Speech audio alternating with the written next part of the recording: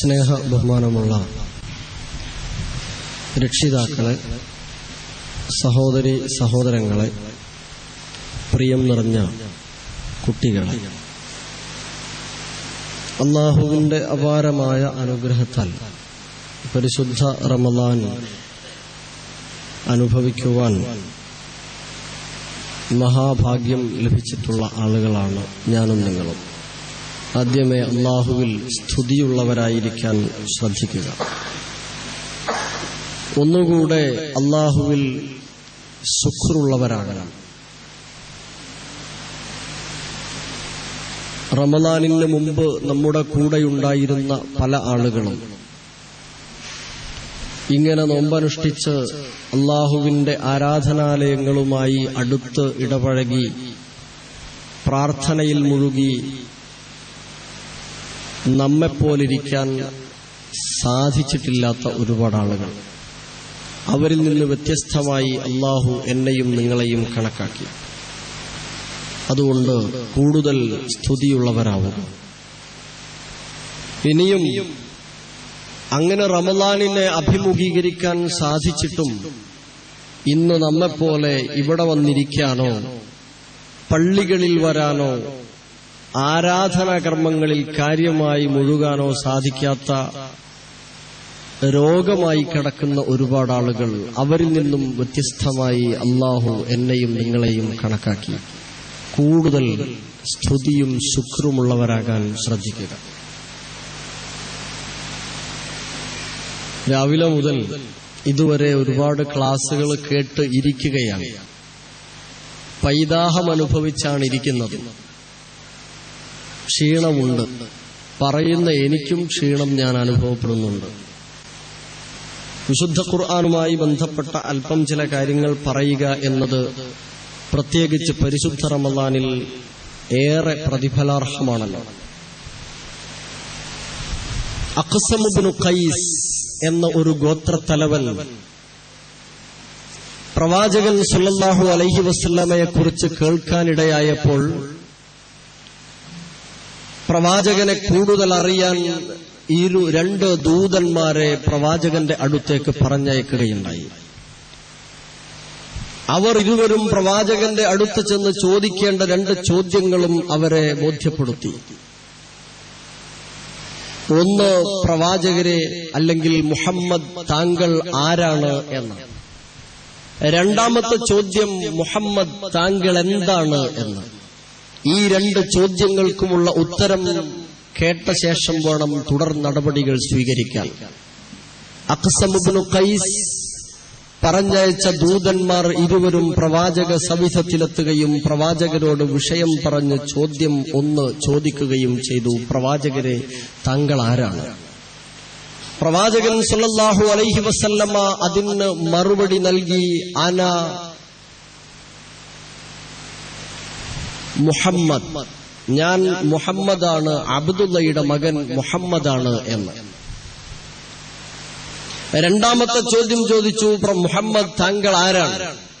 ആ സമയത്ത് അദ്ദേഹം അതിന് പ്രത്യുത്തരം നൽകിയത്, അന അബ്ദുല്ലാഹു വ റസൂലുഹു, ഞാൻ അല്ലാഹുവിന്റെ അടിമയും അവന്റെ ഒരു ദൂതനുമാകുന്നു എന്ന്.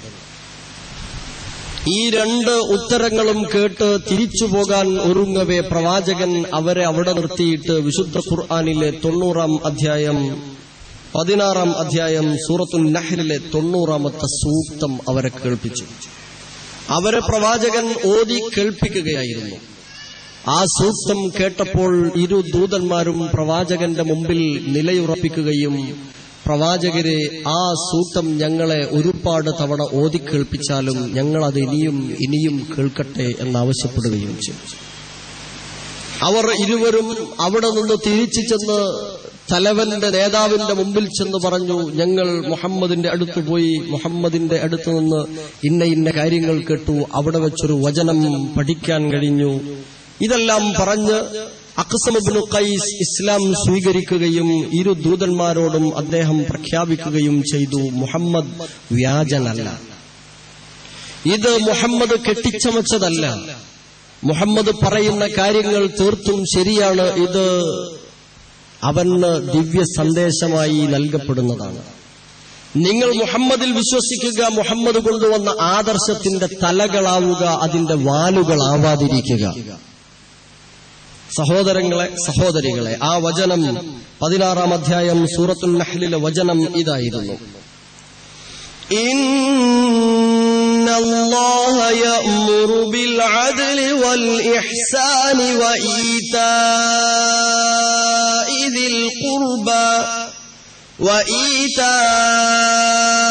ദിൽ ഖുർബാ വയൻഹാ അനിൽ ഫഹ്ശാഇ വൽ മുൻകരി വൽ ബഗ്യി യഇദുകും ലഅല്ലകും തദക്കറൂൻ.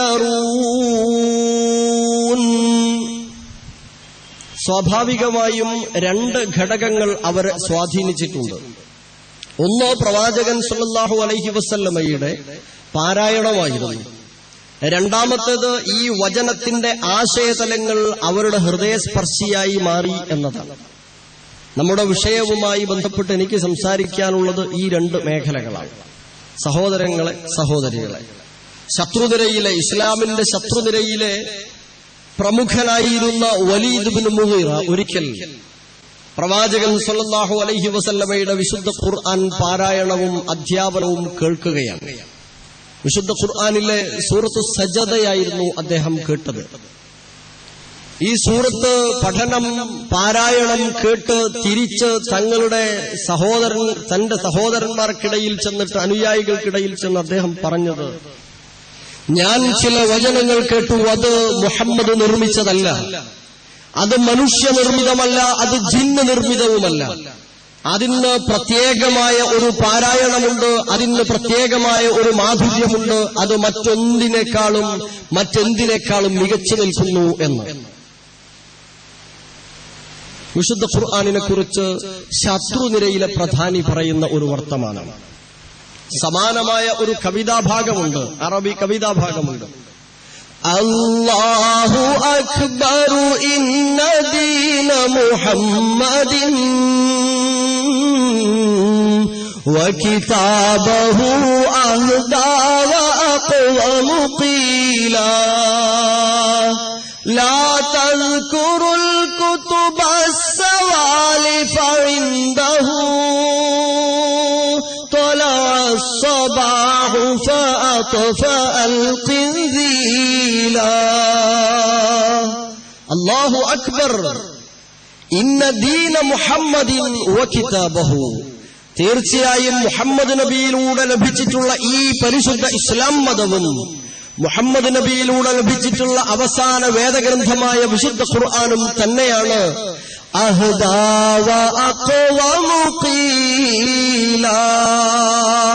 പറയപ്പെടാൻ, പ്രസ്താവിക്കാൻ ഏറ്റവും യോഗ്യമായ ഒരു ഗ്രന്ഥം. നാലാളെ മുമ്പിൽ, ഒരു സമൂഹത്തിന്റെ മുമ്പിൽ, ഒരു കൂട്ടം ആളുകളുടെ മുമ്പിൽ പറഞ്ഞുകൊടുക്കാൻ കഴിയുന്ന ഏറ്റവും യോഗ്യതയുള്ള ഗ്രന്ഥമാണ് പരിശുദ്ധ ഖുർആൻ, മതമാണ് പരിശുദ്ധ ഇസ്ലാം. എന്നിട്ട് അദ്ദേഹം ചേർത്ത് പറയുന്നത്, ലാ തദ്കുറുൽ കുതുബസ് സവാലിഫ ഇൻദഹു, മറ്റ് വേദഗ്രന്ഥങ്ങളെയൊന്നും അല്ലെങ്കിൽ മുൻകഴിഞ്ഞ ഗ്രന്ഥങ്ങളെയൊന്നും മറ്റൊരു പുസ്തകങ്ങളെയും നിങ്ങൾ വിശുദ്ധ ഖുർആനിനോട് ചേർത്ത് വെക്കല്ലേ, ചേർത്ത് പറയല്ലേ. കാരണം ഒരു പ്രകൃതി തത്വമുണ്ട്.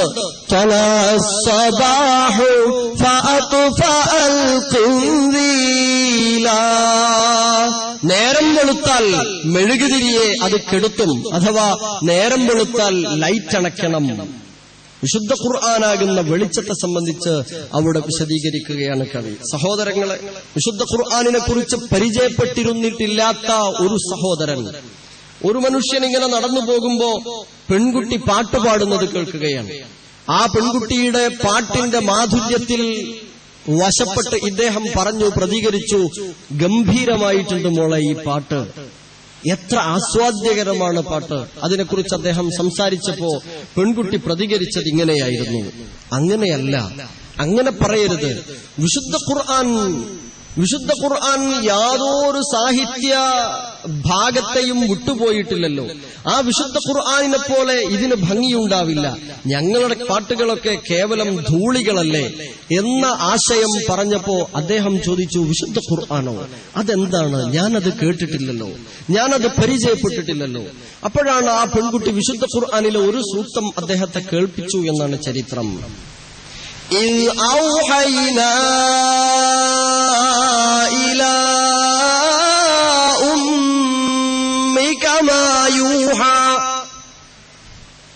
ഈ വചനം കേട്ട അദ്ദേഹത്തിന് മനസ്സിൽ വല്ലാത്ത മാറ്റമുണ്ടാവുകയാണ്. അദ്ദേഹം ഒരുപാട് തവണ അതിങ്ങനെ ഉരുവിട്ടുകൊണ്ടിരുന്നു.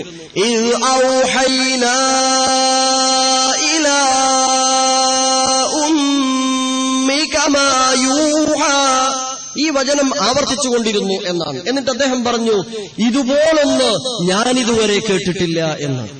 അതിന്റെ ആ ഒരു അത് സ്പർശിക്കുന്നതിനെ സംബന്ധിച്ച്, ഹൃദയസ്പർശിയായതിനെ സംബന്ധിച്ച് അദ്ദേഹം സംസാരിക്കുകയായിരുന്നു, അത്ഭുതപ്പെടുകയായിരുന്നു. ശത്രുനിരയിൽപ്പെട്ട പ്രവാചകന്റെയും വിശുദ്ധ ഖുർആനിന്റെയും ഇസ്ലാമിന്റെ ശത്രുനിരയിൽപ്പെട്ട പ്രധാനികളായ 3 പേർ, അബൂ സുഫിയാനും അബൂജഹലും അഖ്നസും, പ്രവാചകൻ സല്ലല്ലാഹു അലൈഹി വസല്ലമയുടെ ഖുർആൻ ലേണിംഗ് നടക്കുന്ന സ്കൂളിലേക്ക് ചെല്ലുകയാണ്. ആരും അറിയാതെ വിശുദ്ധ ഖുർആൻ കേൾക്കരുതെന്ന് പറഞ്ഞു പ്രചരിപ്പിച്ചുകൊണ്ടിരിക്കുന്ന 3 പേർ, മൂവർ സംഘം. അവർ പ്രവാചകന്റെ QLSലേക്ക് കടന്നു ചെല്ലുകയാണ്. അന്നുകൊണ്ട് QLS, ദാറുൽ അർഖമിൽ വെച്ച് പ്രവാചകൻ ഖുർആൻ ലേണിംഗ് നടത്തുന്ന സ്ഥലമാണ്. പ്രവാചകൻ ഖുർആൻ പഠിപ്പിച്ചുകൊണ്ടിരിക്കുന്നത് പാർത്തിരുന്ന് കേൾക്കാൻ, ഒളിഞ്ഞിരുന്ന് കേൾക്കാൻ പോയതാണ്. 3 പേർക്കും അറിയില്ല, എനിക്കറിയില്ല, അബൂ സുഫിയാൻ അറിയില്ല, അബൂജഹലും അഖ്നസും അവിടെ വന്നിരിക്കുന്നു എന്നത്. അബൂ ജഹലിന് അറിയില്ല അഖ്നസും അബൂ സുഫിയാനും ഉള്ളത്. ഇങ്ങനെ 3 പേർക്കും പരസ്പരം അവിടെയുള്ളത് ധാരണയില്ല, ഒളിഞ്ഞു കേൾക്കുകയാണ്. പക്ഷേ സംഗതി വശാൽ കള്ളി വെളിച്ചത്തായി. ഇവർ കണ്ടുപോയി. കണ്ടതോടുകൂടെ പ്രശ്നം വഷളായി. നമ്മളിത് കേൾക്കാൻ പാടില്ല, ഇവിടെ സംബന്ധിക്കാൻ പാടില്ല എന്ന് പറഞ്ഞു നടക്കുന്ന ആളുകളല്ലേ, നമ്മൾ പങ്കെടുത്താലോ പ്രശ്നം. അതോടുകൂടെ 3 പേരും തീരുമാനമെടുത്തു, ഇനി നമ്മൾ ആരും പോവാൻ പാടില്ല എന്ന്. പക്ഷെ വീണ്ടും അവർക്ക് തിരിച്ചു ചെന്ന സമയത്ത് ഒരു സംശയം അബൂ സുഫിയാന്, ഞാൻ അറിയാതെ അഖ്നസും അബൂജഹലും പോയാലോ? അബൂ ജഹലിനൊരു സംശയം, ഞാനറിയാതെ അബൂ സുഫിയാനും അഖ്നസും പോയാലോ? ഇങ്ങനെ 3 പേർക്കും സംശയമുണ്ടായി. 3 പേരും വീണ്ടും ദാറുൽ അർഖമിലേക്ക് ലക്ഷ്യം വെച്ച് പോയി. അവിടെ വെച്ച് നേരത്തെ സംഭവിച്ചതുപോലെ തന്നെ ആവർത്തിക്കുകയായിരുന്നു. അവർ കണ്ടുമുട്ടേണ്ടി വന്നു. വെളിച്ചത്തായി, പ്രശ്നം വഷളായി. അവർ തീരുമാനമെടുത്തു, വീടിന് പരസ്പരം കാവല് നിൽക്കണം. ഇത് ശരിയാവൂല, കേൾക്കാൻ പറ്റൂല എന്ന്. ഏതായിരുന്നാലും സഹോദരികളെ, ഞാൻ ചരിത്രം പറഞ്ഞു ദീർഘിപ്പിക്കുകയല്ല. എന്താണ് ഈ വിശുദ്ധ ഖുർആനിന്റെ ഈ സാധ്യതയുടെ രഹസ്യമെന്നാണ് ഞാനും നിങ്ങളും മനസ്സിലാക്കേണ്ടത്, ആലോചിക്കേണ്ടത്. വിശുദ്ധ ഖുർആനിന്റെ ഈ ഒരു സാധ്യതയുടെ, നേരത്തെ ജാബിർ മൗലവി സൂചിപ്പിച്ചതുപോലെ, എത്ര മോശമായ കാര്യങ്ങളിൽ മുഴുകിപ്പോകുന്ന, അധാർമികതയിൽ അകപ്പെട്ടു പോയിട്ടുള്ള ആളുകളും വിശുദ്ധ ഖുർആനിനെ എതിർത്ത് സംസാരിക്കാൻ അവർക്ക് സാധ്യമായിട്ടില്ല. ഇവരെക്കാളൊക്കെ ശക്തന്മാരായിരുന്ന ആളുകളെ കുറിച്ചാണ് നമ്മളിപ്പോ പറഞ്ഞത്. ഭാഷാപരമായും എല്ലാ നിലക്കും ഉന്നതിയിൽ നിൽക്കുന്ന, അങ്ങേയറ്റം തിന്മകളിൽ മുഴുകിയിരുന്ന ഒരു സമൂഹം, അവർ വിശുദ്ധ ഖുർആനിനെ വീണ്ടും വീണ്ടും ചെന്ന് നോക്കുകയാണ്. ആരും അറിയാതെയെങ്കിലും അത് കേൾക്കാൻ അവരുടെ മനസ്സ് ഇങ്ങനെ പറഞ്ഞുകൊണ്ടിരിക്കുകയാണ്. എന്താണ് ഈ സാധ്യതയുടെ രഹസ്യം എന്ന് അല്പമൊരു ചിന്തയാണ് എനിക്കും നിങ്ങൾക്കും ഇപ്പോൾ നടത്താനുള്ളത്. എന്താണ് ഈ ആകർഷണീയതയുടെ രഹസ്യം? ഞാനും നിങ്ങളും വിശുദ്ധ ഖുർആൻ പാരായണം ചെയ്യുന്ന വർഷങ്ങളായി, 60-70 വർഷമായി വിശുദ്ധ ഖുർആൻ പാരായണം ചെയ്യുന്നു. പക്ഷേ ഇതുവരെ വിശുദ്ധ ഖുർആൻ ആസ്വദിക്കാൻ കഴിഞ്ഞിട്ടില്ലാത്ത ഒരുപാട് ആളുകളുണ്ട്. വിശുദ്ധ ഖുർആനിന്റെ മാധുര്യം അനുഭവിക്കാൻ കഴിയാതിരുന്ന ഒരുപാട് ആളുകൾ നമ്മുടെ കൂട്ടത്തിലുണ്ട്. കേവലം ഒരു പാരായണമായി, അല്ലെങ്കിൽ ഒരു ഓടിപ്പോവൽ, അല്ലെ, ഓടിപ്പോവുക എന്നത് അക്ഷരമൊന്ന് മാറ്റിപ്പറയാം. ഞാനിങ്ങനെ ഓടിപ്പോവുകയാണ്, എന്നും രാത്രിയിൽ മഗ്‌രിബിന് ശേഷം ഓടിയങ്ങനെ പോവുകയാണ്. ഖുർആൻ ഖത്തം തീർക്കുക എന്ന് പറയും. പ്രയോഗം തന്നെ തെറ്റാണ്. ഖത്തം എന്ന് പറഞ്ഞാൽ തന്നെ തീർക്കുക എന്നാണ്. ഖത്തം തീർക്കുക എന്ന് പറഞ്ഞാൽ ഇപ്പൊ ആ പരിപാടി ഇല്ലാന്നാ. ഏതായാലും ഖത്തം ചെയ്തുകൊണ്ടിരിക്കുക എന്ന ഒരു രീതിയുണ്ട്. ആ ഒരു രീതിയിൽ മാത്രം ഒതുങ്ങുന്നതിലപ്പുറം വിശുദ്ധ ഖുർആനിനെ കുറിച്ച് വരികൾക്കിടയിലൂടെ വായിച്ചു പോകുന്ന, അതിലൂടെ ആസ്വാദനവും മാധുര്യവും അനുഭവിക്കാൻ കഴിയുന്ന എത്ര ആളുകളുണ്ട്. എങ്ങനെയാണ് വിശുദ്ധ ഖുർആനിന്റെ ആസ്വാദനം ലഭിക്കുന്നത്, മാധുര്യം അനുഭവിക്കാൻ കഴിയുന്നത്? പ്രധാനമായും 2 ഘടകങ്ങളാണ് ഉള്ളത് എന്ന് ചുരുക്കി ഞാൻ വിശദീകരിക്കുന്നു. 2 ഘടകങ്ങൾ പ്രധാനമായും വിശുദ്ധ ഖുർആൻ ആസ്വദിക്കാൻ കഴിയണമെങ്കിൽ ഉണ്ടായിരിക്കേണ്ട 2 ഘടകങ്ങൾ. ഒന്ന്, അത്തിലാവതു മഅ മുറാഅത്തി ഖവാനീനി തജ്വീദ്. വിശുദ്ധ ഖുർആൻ പാരായണത്തിന് കൃത്യമായ പ്രവാചകന് ജിബ്രീൽ ഓതിക്കൊടുത്തത് അടിസ്ഥാനത്തിൽ, പ്രവാചകൻ സഹാബത്തിന് ഓതിക്കൊടുത്തത് അടിസ്ഥാനത്തിൽ, അതിൽ നിന്ന് പണ്ഡിത സമൂഹം മനസ്സിലാക്കിയത് അടിസ്ഥാനത്തിൽ രേഖപ്പെടുത്തിയിട്ടുള്ള പഠിപ്പിക്കപ്പെടുന്ന ഒരു ശാസ്ത്രമുണ്ട്, പാരായണ ശാസ്ത്രമുണ്ട്. ആ വിശുദ്ധ ഖുർആൻ പാരായണ ശാസ്ത്രമനുസരിച്ച് കൃത്യമായ അക്ഷരസ്ഫുടതയോടുകൂടെ പാരായണം ചെയ്യുമ്പോൾ ആസ്വാദനത്തിന്റെ ഒരു ഭാഗം ലഭിക്കും. ഇപ്പൊ ഒരുപക്ഷെ ഭംഗിയായി വിശുദ്ധ ഖുർആനിലെ ആയത്തുകൾ പാരായണം ചെയ്യുന്ന ഒരു ഇമാമിന്റെ പിന്നിൽ നിന്ന് നമസ്കരിക്കാൻ വെമ്പൽ കൊള്ളുന്ന ആളുകളാണ് നമ്മൾ പല ആളുകളും. നമ്മുടെ മഹല്ലിൽ നിന്ന് നമസ്കരിക്കാതെ ഏറ്റവും ഭംഗിയായി ഈണത്തോടുകൂടെ ശബ്ദമാധുര്യത്തോടുകൂടെ പാരായണം ചെയ്യുന്ന ഇമാമ് തൊട്ടപ്പുറത്തൊരു പള്ളിയിലുണ്ടെങ്കിൽ കൂടുതൽ ആളുകൾ അങ്ങോട്ട് മാറും. കാരണം അത് എത്ര നീണ്ടു ഓതിയാലും ശരി അവിടെ നിൽക്കാനുള്ള ഒരു മനസ്സുണ്ടാകും. അത് വിശുദ്ധ ഖുർആനിന്റെ ആസ്വാദനത്തിന് കാരണമാകുന്ന ഒന്നാമത്തെ ഘടകമുള്ളത് കൊണ്ടാണ്. കൃത്യമായും ശബ്ദമാധുര്യത്തോടെ നിയമം പാലിക്കപ്പെട്ടുകൊണ്ട് പാരായണം ചെയ്യുമ്പോൾ അതുണ്ടാകും. രണ്ടാമത്തെ ഘടകം അൽ ഫഹ്മു ബിമആനി. വിശുദ്ധ ഖുർആനിലെ സൂക്തങ്ങളുടെ ആശയതലം മനസ്സിലാക്കാൻ കഴിയുക എന്നതാണ്. നേരത്തെ 2 ദൂതന്മാർ അഖ്സം ഇബ്നു ഖൈസ് പറഞ്ഞയച്ച ദൂതന്മാർക്ക് പെട്ടെന്നുണ്ടായ മാനസാന്തരത്തിന്റെ കാരണം അവർക്ക് ഭാഷയറിയാം. പ്രവാചകനിൽ നിന്ന് കിട്ടുന്ന ഒന്നാമത്തെ ആസ്വാദന ഘടകമായ പാരായണത്തിനപ്പുറത്ത് ആശയം കൂടെ മനസ്സിലേക്ക് കയറിയപ്പോ അവർക്ക് വലിയ മാറ്റമുണ്ടാവുകയായിരുന്നു. വിശുദ്ധ ഖുർആൻ കേൾക്കാൻ തുടങ്ങിയിട്ട് വർഷങ്ങളായിട്ട് നമുക്ക് ഒരു മാറ്റം കാണുന്നില്ല. ഈ 2 ഘടകങ്ങളെ പാലിക്കുമ്പോൾ ഒന്നാമത്തെ ഘടകത്തെക്കുറിച്ച് ആദ്യം സംസാരിക്കാം. തജ്വീദുമായി ബന്ധപ്പെട്ട ശ്രദ്ധേയവും ഗൗരവവുമായ 2 സൂക്തങ്ങൾ. ഒന്ന് വിശുദ്ധ ഖുർആനിലെ സൂറത്ത് മുസ്സമ്മിലിലെ വചനമാണ്. സൂറത്ത് മുസ്സമ്മിൽ അല്ലാഹു വിശദീകരിച്ചത് വറത്തിലിൽ ഖുർആന തർതീല. നീ വിശുദ്ധ ഖുർആനിലെ അതിന്റെ സാവകാശ ക്രമത്തിലാണ് പാരായണം ചെയ്യേണ്ടത്. അതിന് അതിൻ്റെതായ ഒരു ക്രമമുണ്ട്, ഒരു വേഗതയുണ്ട്. ആ വേഗതയിൽ നീ വിശുദ്ധ ഖുർആനിനെ പാരായണം ചെയ്യണം. തർത്തീലായി നീ വിശുദ്ധ ഖുർആനിനെ പാരായണം ചെയ്യണം. രണ്ടാമത്തെ വചനം പ്രവാചകൻ സല്ലല്ലാഹു അലൈഹി വസല്ലമയുടേതാണ്. പ്രവാചകൻ പറഞ്ഞു, സയ്യിനുൽ ഖുർആന ബി അസ്വാതികും. നിങ്ങൾ വിശുദ്ധ ഖുർആനിനെ നിങ്ങളുടെ ശബ്ദങ്ങൾ കൊണ്ട് ഭംഗിയാക്കണം, അലങ്കരിക്കണം. സഹോദരങ്ങളെ, നമുക്ക് പല ശബ്ദമുണ്ട്. ഞാൻ ചിരിക്കുമ്പോഴുള്ള ശബ്ദമല്ല ഞാൻ കരയുമ്പോഴുള്ള ശബ്ദം. ഞാൻ ഒരാളോട് സംസാരിക്കുമ്പോഴുള്ള ശബ്ദമല്ല ഒരുപക്ഷെ ഞാൻ പ്രഭാഷണം നടത്തുമ്പോഴുള്ള ശബ്ദം.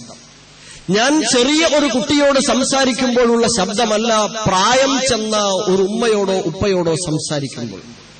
ഞാൻ എന്റെ സഹധർമ്മിണിയോട് സംസാരിക്കുന്നത് പോലെയല്ല മറ്റുള്ളവരോട് സംസാരിക്കുമ്പോഴുള്ള ശബ്ദം.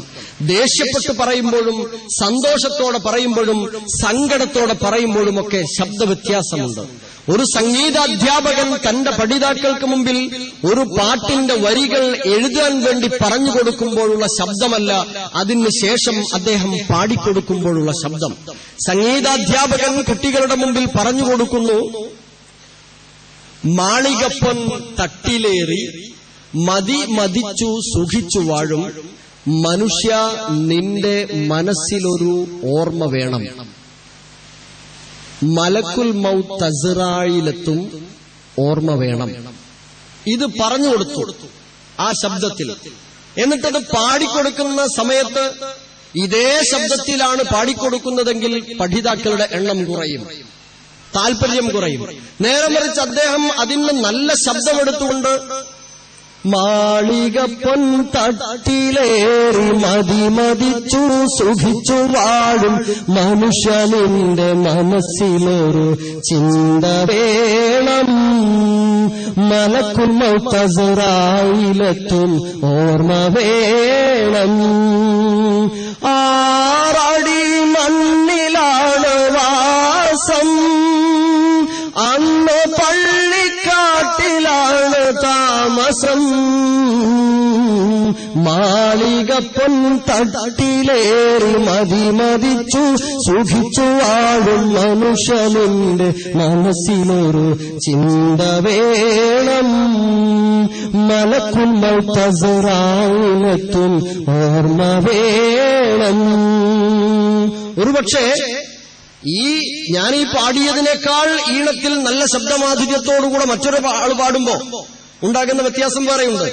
ഇപ്പോൾ തന്നെ ഒരുപക്ഷെ ഞാൻ നേരത്തെ പറഞ്ഞതിനപ്പുറം പറഞ്ഞ സമയത്ത് നിങ്ങളുടെ വീടിനെ കുറിച്ച് നിങ്ങൾ ആലോചിച്ചിട്ടുണ്ടാവില്ല, ഖബറിനെ കുറിച്ച് ആലോചിച്ചിട്ടുണ്ടാവില്ല. ഇപ്പൊ പാടിയപ്പോ പല ആളുകളും തങ്ങളുടെ വീടിനെ കുറിച്ച് ആലോചിച്ചിട്ടുണ്ടാകും. ആ മാളികക്കുള്ളിൽ ഞാൻ എങ്ങനെ കിടന്നുറങ്ങും, എന്റെ ഖബറിന്റെ അവസ്ഥ എന്തായിരിക്കും എന്നാലോചിച്ചിട്ടുണ്ടാകും. അത് ശബ്ദമാധുര്യത്തിന്റെയും ഈണത്തിന്റെയും സവിശേഷതയാണ്. വിശുദ്ധ ഖുർആൻ അതുപോലെ പാരായണം ചെയ്തു കൊടുക്കുമ്പോ അത് കേൾക്കുന്ന ശ്രോതാവിന് അതിനോട് അടുപ്പമുണ്ടാവുകയും അതെന്തെന്നറിയാനുള്ള ജിജ്ഞാസയുണ്ടാവുകയും ചെയ്യും എന്നത് കൃത്യമാണ്. അതുകൊണ്ട് തന്നെയാണ് പ്രവാചകനെ പരിചയപ്പെടുത്തിയെടുത്ത് വിശുദ്ധ ഖുർആൻ പറഞ്ഞത് അത് വായിച്ചു കൊടുക്കുകയായിരുന്നില്ല പ്രവാചകൻ ആദ്യം ചെയ്തത്. യത്ലൂ അലൈഹിം ആയാതിഹി വയുസക്കീഹിം. പ്രവാചകൻ വിശുദ്ധ ഖുർആനിലെ വചനങ്ങളെ ആദ്യം ആ സമൂഹത്തിന് ഓതി കേൾപ്പിച്ചു കൊടുക്കുകയായിരുന്നു ചെയ്തത്. വചനങ്ങൾ ഓതി കേൾപ്പിച്ചിട്ട് അവർക്ക് അതിലൂടെ സംസ്കരണം നടത്താൻ പ്രവാചകൻ ശ്രദ്ധിച്ചു എന്നതാണ്. നാം പലപ്പോഴും ഓതിക്കൊടുക്കുന്ന രീതിയേയില്ല. നാം ഏതെങ്കിലും ഒരു പ്രഭാഷകന്റെയോ ഏതെങ്കിലും ഒരു ഗ്രന്ഥകാരന്റെയോ ഗ്രന്ഥത്തിലെയോ പ്രഭാഷണത്തിലെയോ ഒരു 2 വാചകമെടുത്ത് ആ കോട്ടിങ്സ് സ്പീഡിൽ ഉദ്ധരിക്കുന്നത് പോലെ വിശുദ്ധ ഖുർആൻ പറഞ്ഞിരിക്കുന്നു എന്നും പറഞ്ഞ ഒരൊറ്റയടിയ ഒരായത്ത് വിശുദ്ധ ഖുർആൻ ഭംഗിയായി എഴുതി ചേർത്തിട്ടുള്ള വചനങ്ങൾ പല പ്രാസംഗികന്മാരും യാതൊരു വിശുദ്ധ ഖുർആനിനോടുള്ള സ്നേഹവും കാണിക്കാതെ മഹത്വം കാണിക്കാതെ അടിച്ചുവിട്ട് പറഞ്ഞു ചൊല്ലിപ്പോകുന്നത് ഒരിക്കലും ശരിയായ രീതിശാസ്ത്രമല്ല എന്ന് വിശുദ്ധ ഖുർആനിലെയും പ്രവാചകന്റെ വചനവുമായ ഈ 2 വചനങ്ങളിൽ നിന്ന് എനിക്കും നിങ്ങൾക്കും ബോധ്യപ്പെടാൻ സാധിക്കണം. സഹോദരികളെ, ഇബ്നുൽ ജുസ്രി എന്ന മഹാപണ്ഡിതൻ തജ്വീദുമായി ബന്ധപ്പെട്ട് വിശുദ്ധ ഖുർആനിന്റെ പാരായണവുമായി ബന്ധപ്പെട്ട് രേഖപ്പെടുത്തിയ 2 വരികൾ ശ്രദ്ധേയമായി ഇങ്ങനെ കാണാം. وَيُقْرَأُ الْقُرْآنُ بِالتَّحْقِيقِ مَا حَذْرٍ وَتَدْوِيرٍ وَكُلِّ مُتَّبِعٍ مَا حُسْنِ صَوْتٍ بِلُحُونِ الْعَرَبِيِّ مُرَتِّلًا مُجَوِّدًا بِالْعَرَبِيِّ. വിശുദ്ധ ഖുർആൻ പാരായണം ചെയ്യപ്പെടേണ്ടത് അറബി ഭാഷയിലാണ് എന്ന് മലയാളികളായ ആളുകൾ വിശുദ്ധ ഖുർആൻ പഠിക്കേണ്ടത് അറബി ചുവയിൽ അറബി ഉച്ചരിക്കാൻ കഴിയുന്ന ആളുകളുടെ ഭാഷയിൽ നിന്ന്, അവരിൽ നിന്ന് അങ്ങനെ വിശുദ്ധ ഖുർആനിനെ മനസ്സിലാക്കി തർത്തീലോടുകൂടെ ശബ്ദമാധുര്യത്തോടുകൂടെ അതിന്റെ വേഗതയിൽ മാത്രമാണ് എന്ന്. പലപ്പോഴും ഒരു തെറ്റിദ്ധാരണയുണ്ട്, ഈ തജ്വീദ് പഠിക്കാൻ വലിയ പ്രയാസാണ് എന്ന്. 2 തെറ്റിദ്ധാരണകളാണ്. ഒന്ന്, തജ്വീദ് അത് അത്ര ഒന്നും ശ്രദ്ധിക്കേണ്ടതില്ല എന്ന്. അങ്ങനെ ഒരു വലിയ തെറ്റിദ്ധാരണയുണ്ട്. അല്ലെങ്കിൽ സമൂഹത്തിനെ തെറ്റിദ്ധരിപ്പിച്ചിട്ടുണ്ട് പല ആളുകളും, പണ്ഡിതന്മാർ അടക്കം അതിനെ തെറ്റിദ്ധരിപ്പിച്ചിട്ടുണ്ട് എന്ന് എനിക്ക് ഉറപ്പായി ഞാൻ മനസ്സിലാക്കുന്നു. തജ്വീദ് അത്ര പ്രാധാന്യമൊന്നുള്ള ഒരു വിഷയമൊന്നുമല്ല. അതങ്ങ് ഓതിയാൽ മതി, അത് പ്രചരിപ്പിച്ചാൽ മതി, അത്രേ ഉള്ളൂ. ഉബൈദത്തുൽ മുലൈക്കി റളിയല്ലാഹു അൻഹു വിശദീകരിക്കുന്ന ഒരു ഹദീസിൽ പ്രവാചകൻ പറയുന്നു, നിങ്ങൾ ഖുർആനിനെ തലയിണയാക്കരുത്, നിങ്ങൾ അതിനെ രാപ്പകലുകളിൽ പാരായണം ചെയ്യണം. തൊട്ടടുത്ത് വിശദീകരിച്ചത് നിങ്ങൾ അത് പ്രചരിപ്പിക്കുകയും ഭംഗിയായി പാരായണം ചെയ്യുകയും വേണം എന്നാണ്. 4 ആളുടെ മുമ്പിൽ വിശുദ്ധ ഖുർആൻ ഉദ്ധരിക്കുന്നുവെങ്കിൽ പാരായണം ചെയ്യുമ്പോൾ കൃത്യമായി ശ്രദ്ധിക്കണം. വള്ളിപ്പുള്ളികൾ മാത്രമല്ല, അക്ഷരങ്ങളിൽ തെറ്റുണ്ടായിക്കൊണ്ട് ഒരു സമൂഹത്തിന്റെ മുമ്പിൽ വിശുദ്ധ ഖുർആൻ കേൾപ്പിച്ചു കൊടുക്കരുത്. അത് വിശുദ്ധ ഖുർആനായി പരിഗണിക്കപ്പെടുക പോലും ഇല്ല എന്നാണ് വിശദീകരിക്കാം. ഈളാഹുൽ മുഫീദ് ഫി അഹ്കാമി തജ്വീദ് എന്ന ഗ്രന്ഥത്തിൽ ഗ്രന്ഥകാരൻ വിശദീകരിക്കുന്ന സങ്കടകരമായ ഒരു വിഷയമുണ്ട്. അദ്ദേഹത്തിന്റെ വിഷമം അദ്ദേഹം ഗ്രന്ഥത്തിൽ കുറിക്കുകയാണ്. അതിങ്ങനെ ശ്രദ്ധിക്കാം നമുക്ക്. വമിമ്മാ യുസിഫുന വയുലിമു ഖുലൂബന ജിദ്ദൻ, നമ്മെ വല്ലാതെ വേദനിപ്പിക്കുന്നു, നമ്മുടെ ഹൃദയത്തിന് വല്ലാതെ വിഷമമുണ്ടാക്കുന്ന കാര്യമുണ്ട്. എന്താണെന്നല്ലേ? അന്ന അക്സറൻ നാസിൽ യൗമ, ഇന്ന് ഏറെക്കുറെ ആളുകൾ തന്നെയും ഹത്തൽ ഖുതബാ, എത്രത്തോളം പ്രാസംഗികന്മാരായ ആളുകൾ വരെ വഅഇമ്മത്തുൽ മസാജിദ്, പള്ളികളിലെ പല പള്ളികളിലെയും ഇമാമുമാരടക്കം, വൽ മുദർരിസീൻ, കുട്ടികളെ ഖുർആനടക്കം പഠിപ്പിക്കുന്ന അധ്യാപകർ ഒന്നടങ്കം പലരും അല്ലദീന നാലു ഷഹാദത്തുൽ ആലിയ, മാത്രമല്ല നാലു ഷഹാദത്തുൽ ആലിയ ഫിൽ ഫുനൂനിൽ മുഖ്തലിഫ, നേരത്തെ സൂചിപ്പിച്ചതുപോലെ അവർ ഭൗതിക തലത്തിലെ ഒരുപാട് മേഖലകളിൽ സർട്ടിഫിക്കറ്റുകൾ നേടിയിട്ടുള്ള ആളുകളാണ്. അങ്ങനെയുള്ള ഖതീബമാരും അങ്ങനെയുള്ള ഇമാമുകളും അങ്ങനെയുള്ള മുദർരിസീങ്ങളുമൊക്കെ വിശുദ്ധ ഖുർആനിനെ കാണുന്നത് അൽ മഖ്സൂറൂന ഫീ അദാഇ ഹാദൽ വാജിബ്, ഈ ഒരു തജ്വീദ് ശാസ്ത്രത്തെ, വിശുദ്ധ ഖുർആനിന്റെ കൃത്യമായ അക്ഷരസ്ഫുടതയോടുകൂടെ വേഗതയോടുകൂടെയുള്ള പാരായണ ശാസ്ത്രത്തെ ചുരുക്കിക്കളഞ്ഞ ആളുകളായി കാണുന്നു എന്നത് വല്ലാത്ത സങ്കടമുണ്ട് എന്ന് അദ്ദേഹം വേദനയോടെ വിശദീകരിക്കുന്നു. എന്നിട്ട് ഉദാഹരണങ്ങൾ പറഞ്ഞു. അവർ എന്തൊക്കെ ചെയ്യുന്നു? വമുതസാഹിലൂന ഫീഹി തസാഹുലൻ ബയ്യിനൻ മദ്മൂമൻ, നിന്ദ്യമായ രീതിയിലാണ് കേട്ടോ അവർ വിശുദ്ധ ഖുർആനിനെ സംബന്ധിച്ച് ചെയ്തുകൊണ്ടിരിക്കുന്നത്. ഫതറാഹും, നിങ്ങൾക്ക് അവരെ കാണാം, യമുദ്ദൂനൽ മഖ്സൂറ, നീട്ടാതെ ചുരുക്കി ഓതേണ്ട സ്ഥലങ്ങളിൽ അവർ വെറുതെ നീട്ടി പാരായണം ചെയ്യുന്നു. ചുരുക്കി ഓതേണ്ട സ്ഥലങ്ങളിൽ നീട്ടി പാരായണം ചെയ്യുന്നു. വയുഖ്സിറൂനൽ മംദൂദ, ദീർഘമായി പാരായണം ചെയ്യേണ്ടടുത്ത്, നീട്ടി ഉച്ചരിക്കേണ്ടടുത്ത് അവർ ചുരുക്കി ഉച്ചരിക്കുകയും ചെയ്യുന്നു. അവർ കട്ടി കൂട്ടേണ്ടതില്ലാത്ത സ്ഥലങ്ങളിൽ ശ്രദ്ധ നൽകുന്നു, കട്ടിയോടുകൂടെ പാരായണം ചെയ്യുന്നു. ശ്രദ്ധ ഉള്ള സ്ഥലങ്ങളിൽ അവർ ശ്രദ്ധയില്ലാതെ പാരായണം ചെയ്യുന്നു. മണിക്കേണ്ട സന്ദർഭങ്ങളിൽ അവർ മണിക്കാതെ, ധരിപ്പിക്കാതെ പാരായണം ചെയ്യുന്നു. മണിക്കേണ്ടതില്ലാത്ത സ്ഥലങ്ങളിൽ അവർ വല്ലാതെ മണിച്ചുകൊണ്ട് പാരായണം ചെയ്യുന്നു. വിശുദ്ധ ഖുർആനിനോട് കാണിക്കുന്ന ഭവ്യത, ഭക്തി അവർ കാണിക്കുന്നില്ല എന്ന്. സഹോദരങ്ങളെ, അദ്ദേഹം അവസാനം വിശദീകരിച്ചു, അങ്ങനെ പാരായണം ചെയ്യുമ്പോൾ അത് ഖുർആനായി പരിഗണിക്കപ്പെടുക പോലും ഇല്ല എന്ന്. ഖുർആനായി പരിഗണിക്കപ്പെടാൻ പോലും പ്രയാസമാണ്. അബൂബക്കർ സിദ്ദീഖ് റളിയല്ലാഹു അൻഹു ഒരിക്കൽ വിശദീകരിച്ചത്, വിശുദ്ധ ഖുർആനിൽ നിന്ന് ഒരു ആയത്ത് ഹിഫ്ളാക്കുന്നതിനേക്കാൾ, ഒന്നുകൂടെ വിശുദ്ധ ഖുർആനിൽ നിന്ന് ഒരായത്ത് മനഃപ്പാഠമാക്കുന്നതിനേക്കാൾ ഏറെ ഞാൻ ശ്രദ്ധിക്കുന്നത് ആ ഒരു വചനം അക്ഷരത്വത്തില്ലാതെ പാരായണം ചെയ്യുന്നതിനാണ് എന്ന്. മഹാനായ ഉമർ ഇബ്നുൽ ഖത്താബ് റളിയല്ലാഹു അൻഹു, ഉബയ്യ് റളിയല്ലാഹു അൻഹും ഒരുപോലെ വിശദീകരിച്ച മറ്റൊരു പ്രയോഗം, വിശുദ്ധ ഖുർആൻ മനഃപ്പാഠമാക്കുന്നതുപോലെ നിങ്ങൾ വിശുദ്ധ ഖുർആനിലെ ഓരോ ആയത്തുകളുടെയും അക്ഷരങ്ങളുടെ ഉത്ഭവസ്ഥാനങ്ങൾ, അവിടെ നിന്ന് മാത്രം അക്ഷരങ്ങളെ കൊണ്ടുവന്ന് ഭംഗിയായി പാരായണം ചെയ്യാൻ ശ്രമിക്കണം.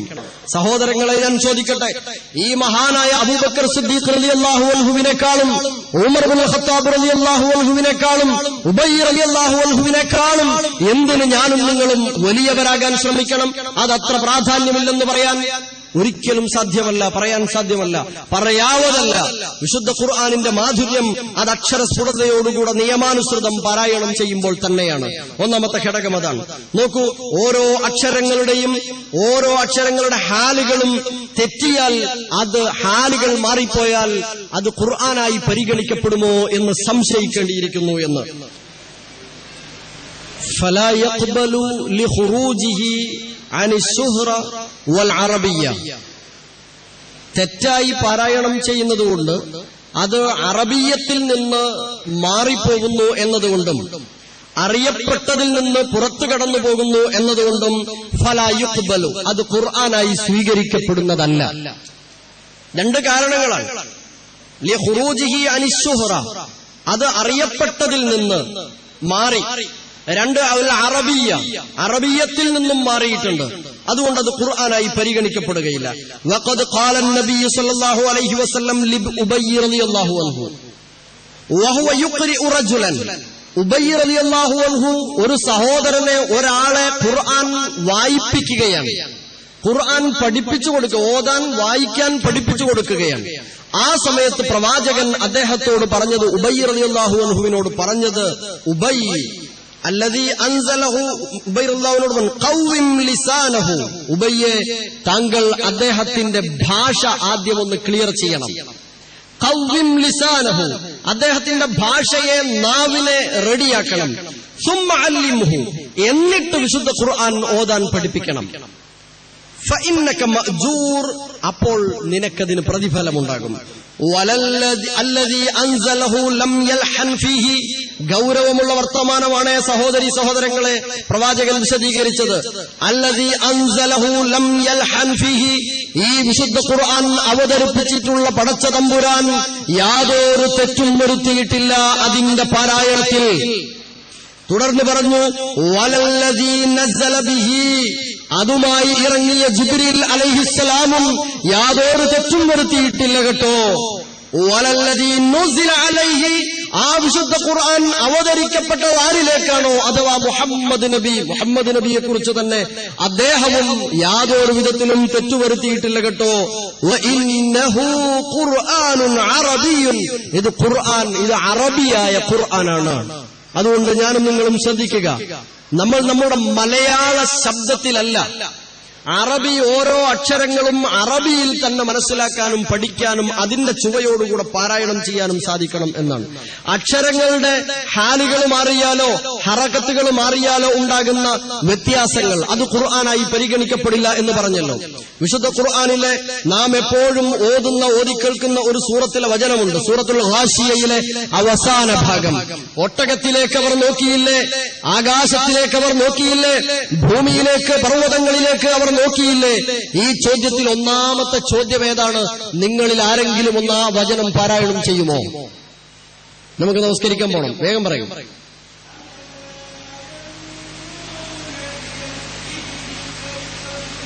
കൃത്യമാണെന്ന് ഉറപ്പുള്ളതുകൊണ്ട് ധൈര്യമായി എഴുന്നേറ്റ് ഒന്ന് പാരായണം ചെയ്തു. വളരെ നന്നായി, വെരി ഗുഡ്. പക്ഷേ പല ആളുകളും പാരായണം ചെയ്യാറുള്ളത് ഞാനൊന്ന് കേൾപ്പിക്കാം. ഖുർആനിലെ വചനമായി പാരായണം ചെയ്യുന്നത് അഫലാ യൻദുറൂന ഇലൽ ഇബ്ലി കൈഫ ഖുലിഖത്, ഇങ്ങനെ ഒരു വചനം വിശുദ്ധ ഖുർആനിൽ കാണിച്ചു തന്നാൽ കാണിച്ചു തരാൻ പറ്റുമോ? ഞാൻ ഇപ്പൊ ഓതിയതുപോലെയുള്ള ഒരു വചനം വിശുദ്ധ ഖുർആനിൽ കാണിച്ചു തരാൻ പറ്റുമോ? ദാ ചിലരെന്നെ തുറച്ചു നോക്കുന്നു, എന്താ ഈ പറയുന്നത്? അഫലാ യൻദുറൂന ഇലൽ ഇബ്ലി കൈഫ ഖുലിഖത് എന്ന ഒരു വചനം ഇല്ല. നേരെ മറിച്ച് അദ്ദേഹം സൂചിപ്പിച്ച് ഓതിയതുപോലെ ശരിയായ പാരായണം അതാണ്. അഫലാ യൻദുറൂന ഇലൽ ഇബ്ലി കൈഫ ഖുലിഖത്, ഇബ്ലി അലിഫ് ഹംസ കസ്റ ഇ ബാ കസ്റ ബി ലാം കസ്റ ലി ഇബ്ലി, ബാലും കസ്റാണ്. നമ്മൾ എവിടുന്നോ ദേശീയഗാനം കേട്ട് ചെല്ലി അല്ലേ? ദേശീയഗാനം എങ്ങനെ നമ്മൾ പഠിച്ചത്? നമ്മൾ 1ാം ക്ലാസ്സിൽ ചേർന്നു, 4ാം ക്ലാസ്സിലെ കുട്ടികൾ LP സ്കൂളാ, 4ാം ക്ലാസ്സിലെ കുട്ടികൾ ദേശീയഗാനം ചെല്ലാൻ വേണ്ടി 4 ആള് പോയി. അങ്ങനെ നമ്മൾ 2ാം ക്ലാസ്സിൽ കയറി. അപ്പൊ അന്ന് 3-ലുണ്ടായിരുന്ന ആൾക്കാർ ഇപ്പം 4-ല് ഒരു ദേശീയഗാനം ചെല്ലി. നമ്മൾ 3-ലെത്തി. അന്ന് ഒരു ദിവസം ദേശീയഗാനം ചെല്ലുന്ന സാധാരണ ചെല്ലുന്ന കുട്ടികൾ വന്നിട്ടില്ല. ടീച്ചർ ഓടി വന്ന് ചോദിച്ചു, എടാ അന്ന് ദേശീയഗാനം ചെല്ലുന്ന ആൾ വന്നില്ല, നിങ്ങൾ ആരെ ദേശീയഗാനം ചെല്ലുക? അപ്പൊ ഞാൻ എന്റെ കൂടെയുള്ള 2-3 എണ്ണത്തിന്റെ കൈയും പിടിച്ച് 4 ആൾ കൂടി ഇങ്ങനെ വളരെ നാണിച്ചുകൊണ്ട് മൈക്കിന്റെ മുമ്പിൽ ചെന്ന് എന്നിട്ട് നമ്മൾ ദേശീയഗാനം ചെല്ലി. എങ്ങനെയാ ചെല്ലിയത്? ഓച്ചല ജലജിതരംഗ. ഏതാ ദേശീയഗാനം? ഞാൻ ചോദിക്കട്ടെ, നിങ്ങൾ എത്ര ആൾക്കാർ ദേശീയഗാനം അക്ഷരസ്ഫുടതയോടെ തജ്വീദോടെ ചെല്ലും? വലിയ പ്രശ്നം നമുക്ക് അവസാനം ചെല്ലല്ലേ, ഇപ്പൊ ചെല്ലിയാ പോണ്ടി വരും. അതുകൊണ്ട് ഇപ്പൊ ചെല്ലണ്ട. എന്താണ് കൃത്യമായി ദേശീയഗാനം എന്ന്? അറബി പുസ്തകത്തിൽ പച്ച അറബിയിലും, മലയാള പുസ്തകത്തിൽ പച്ച മലയാളത്തിലും, ഉറുദു പുസ്തകത്തിൽ പച്ച ഉറുദുവിലും, ഹിന്ദിയിലും കണക്കിലും സയൻസിലും സോഷ്യൽ സ്റ്റഡീസിലും എല്ലാ പുസ്തകത്തിന്റെയും 1-മത്തെയോ 2-മത്തെയോ പേജില് ദേശീയഗാനം എഴുതി ചേർത്തിട്ടുണ്ട്. പക്ഷേ ഒരു കുട്ടിയും അത് നോക്കി വായിച്ച് പഠിച്ചിട്ടില്ല, കേട്ട് പഠിച്ചതാ. അതുകൊണ്ടാ തെറ്റായി ഓതുന്നത്. ശരിയായ പ്രയോഗം എന്താ ആ ഭാഗത്തുനിന്ന് ഞാനൊന്ന് ചൊല്ലി നോക്കാം. ഉച്ഛല ജലധി തരംഗ, ഇതാണ് ശരി. ഉച്ഛല ജലധി തരംഗ ആവട്ടെ ദേശീയഗാനം അവിടെ വെച്ചു. നമ്മൾ അതിനെ മാനിക്കുന്നു, ബഹുമാനിക്കുന്നു. അങ്ങനെ അതിനെ പാരായണം ചെയ്യണം. പക്ഷേ വിശുദ്ധ ഖുർആനും നമ്മൾ പലപ്പോഴും കേട്ടത് അങ്ങനെ. ഉസ്താദ് ഇങ്ങനെ എവിടുന്നോ മദ്രസ ഇങ്ങനെ ഫാത്തിഹ പഠിച്ചത് മദ്രസയെ ചൊല്ലിയും തന്നെ ബെല്ലടിച്ച് ഫാത്തിഹ അങ്ങനെ ഓതും. അത് നമ്മളും കേട്ടു. അതുകൊണ്ട് നമ്മളും ചൊല്ലി സിറാത്തല്ലദീന അൻഅംത അലൈഹിം ഗൈറിൽ മഗ്ദൂബി അലൈഹിം വലല്ലാലീൻ. ഇതാ നമ്മളെ ഒരു ഒത്ത്. നമ്മുടെ എന്ന് പറഞ്ഞാൽ പല ആളുകളുടെയും, ഞാൻ ഒരു മാസമായിട്ടാണ് പറയുന്നത്, പല ആളുടെയും പാരായണം അങ്ങനെയാണ്. അവിടെ നിന്ന് മാറാൻ കഴിയണം. വിശുദ്ധ ഖുർആനിലെ സൂറത്തുൻ നസ്ർ എങ്ങനെ പാരായണം ചെയ്യാ? ആരെങ്കിലും ഒരാൾ ഉറക്കെ പാരായണം ചെയ്യോ? ഇപ്പൊ ഓതിയാളോ ഓതണ്ട, വേറൊരാള് എങ്ങനെയാ സൂറത്തുൻ നസ്ർ ഓതുക? ഇദാ ജാഅ നസ്റുല്ലാഹി വൽ ഫതഹ്. ഞാനിപ്പോ ശരിയാണോ തെറ്റാണോ എന്ന് വെച്ചാൽ നിങ്ങൾ തെറ്റെന്ന് അറിയാം. കാരണം എന്തോ ഒരു തെറ്റും അറിയാനാണല്ലേ അല്ലേ? അവിടെ വലിയൊരു തെറ്റുണ്ട്. എന്താ തെറ്റ്? ഫാത്തിഹ തന്നെ തെറ്റ്. എങ്ങനെയാ ഓതേണ്ടത്? താഇന് എന്താ ഹാല്? താഇന് സുക്കൂനാണ്. പക്ഷേ 99 മുട്ടുംകാല ആളുകൾ ഓതുന്നത് എന്താണെന്നറിയോ? ഫതഹ് എന്നാണ്. തെറ്റാണ്. ഫതഹ അല്ല, ഫതഹ് എന്നാണ്. താഇന് സുക്കൂനാണ്. ഇനിയുണ്ട് ഒരുപാട് ഭാഗങ്ങൾ. ഇൻഷാ അല്ലാഹ് ഞാൻ നമ്മുടെ നമസ്കാരത്തിന് ഇപ്പൊ പിരിയാം അല്ലെ? നമസ്കാരത്തിന് പിരിയല്ലേ? സമയമായിട്ടുണ്ട്. ഒരുപാട് ഭാഗങ്ങൾ എങ്ങനെ തജ്വീദ് പഠിക്കാം, ഇൻഷാ അല്ലാഹ് എങ്ങനെ തജ്വീദ് പഠിക്കണം എന്ന് ബാലപാഠമാണ് ഞാൻ നിങ്ങളുടെ മുമ്പിൽ ഓർമ്മപ്പെടുത്താൻ ആഗ്രഹിക്കുന്നത്. അതിന്റെ പ്രധാനപ്പെട്ട മുഖവുരകളാണ് ഞാൻ ഇതുവരെ പറഞ്ഞ ഗൗരവപ്പെട്ട ചില വിഷയങ്ങൾ. വിശുദ്ധ ഖുർആനിന്റെ ആസ്വാദനം സാധ്യമാകണമെങ്കിൽ, മാധുര്യം അനുഭവിക്കാൻ കഴിയണമെങ്കിൽ സുപ്രധാനമായി ഉണ്ടായിരിക്കേണ്ട 2 ഘടകങ്ങളെ സംബന്ധിച്ചാണ് പറഞ്ഞു വന്നത്. ഒന്നാമത് സൂചിപ്പിച്ചത്, വിശുദ്ധ ഖുർആൻ പാരായണത്തിന് അതിൻ്റെതായ രീതിശാസ്ത്രമുണ്ട്, നിയമശാസ്ത്രമുണ്ട്. അത് പാരായണം ചെയ്തുകൊണ്ടായിരിക്കണം എന്നതാണ്.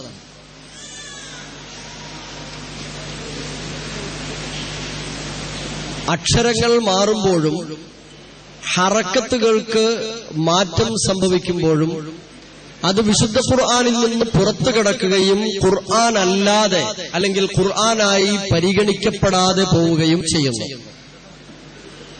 തജ്വീദോടുകൂടെ പാരായണം ചെയ്യാത്ത ഇമാമിന്റെ പിന്നിൽ നിന്ന് നമസ്കരിക്കുന്നതിനെക്കുറിച്ച് ആലോചിക്കണം എന്നുവരെ പറഞ്ഞു വച്ചവരുണ്ട്. അങ്ങനെയെങ്കിൽ ആദ്യമായി ആലോചിക്കേണ്ടത് ഇമാമത്ത് നിൽക്കുന്ന ആളുകളാണ്. ഞാൻ ഇമാമത്ത് നിൽക്കേണ്ടവനാണ്.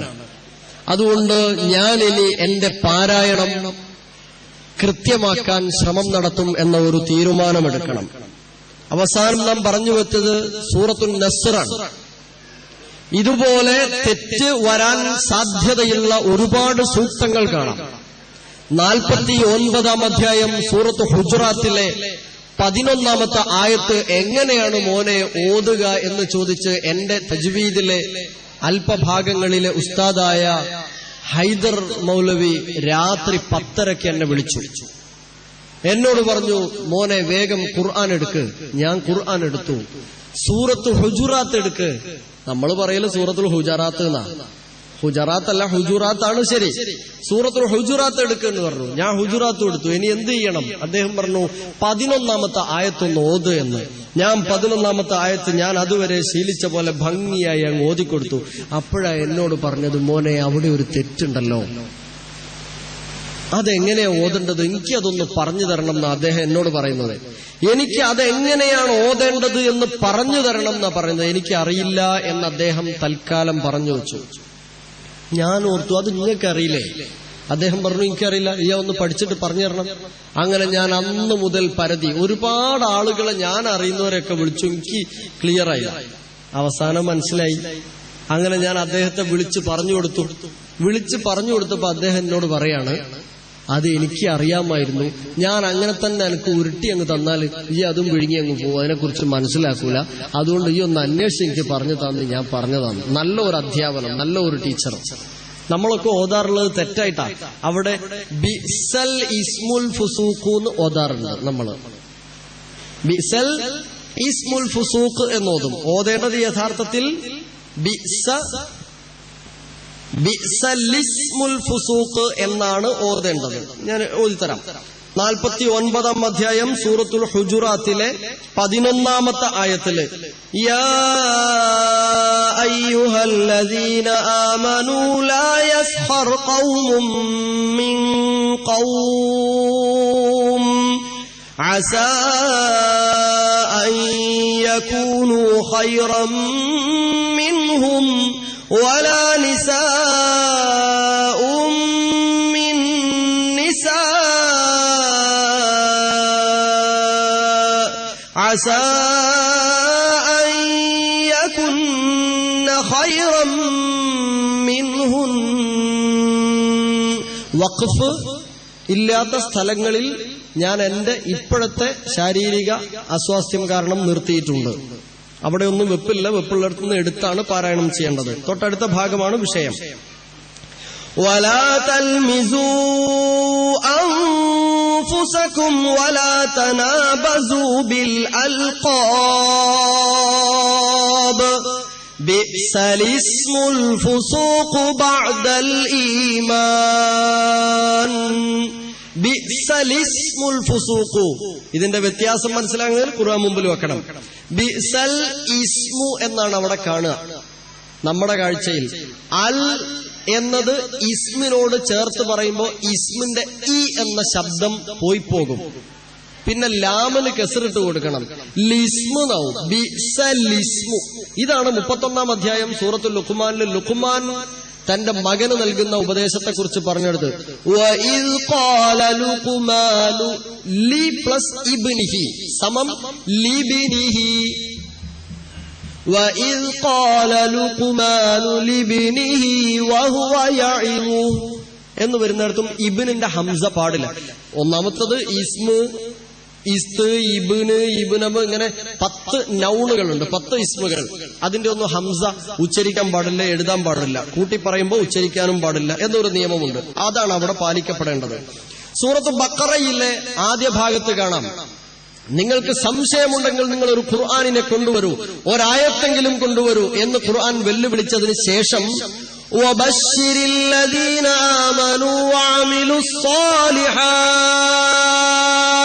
അന്ന ലഹും ജന്നാത്തിൻ തജ്രി മിൻ തഹ്തിഹൽ അൻഹാർ കുല്ലമാ റുസിഖൂ മിൻഹാ മിൻ സമറത്തിർ റിസ്ഖാ قالوا هذا الذي رزقنا من قبل. തൊട്ടടുത്തെന്താ അല്ലേ? വഅ്തു ബിഹി മുതശാബിഹ എന്നാണ് പലരും ഓതുക. ഇപ്പൊ ഉത്തു എന്ന് പറഞ്ഞ ആളുകളെ ഒന്ന് ഇമാമ് നിർത്തി നോക്കുക. നിങ്ങള് ഉത്തൂന്നാണെന്ന് പറഞ്ഞു തന്ന ആളുകൾ ഇമാമ് ഒന്ന് ഓതുമ്പോ ഒന്ന് റെക്കോർഡ് ചെയ്യാമല്ലേ? എന്നിട്ട് കഴിഞ്ഞിട്ട് കേട്ടു നോക്കിയാൽ അറിയാം വഅ്തുന്നായിരിക്കും ഓതിയത്. ശ്രദ്ധ വരൂല. ഞാനും മദീനത്തുൽ ഉലൂമിലാണ് പഠിച്ചത്. അപ്പൊ അവിടെ പ്രിലി കഴിഞ്ഞ് ഇമാമത്ത് നിൽക്കാൻ ഒരു ചാൻസ് കിട്ടി. നമസ്കരിച്ചപ്പോ ഞാൻ ഈ സൂറത്ത് ഓതി.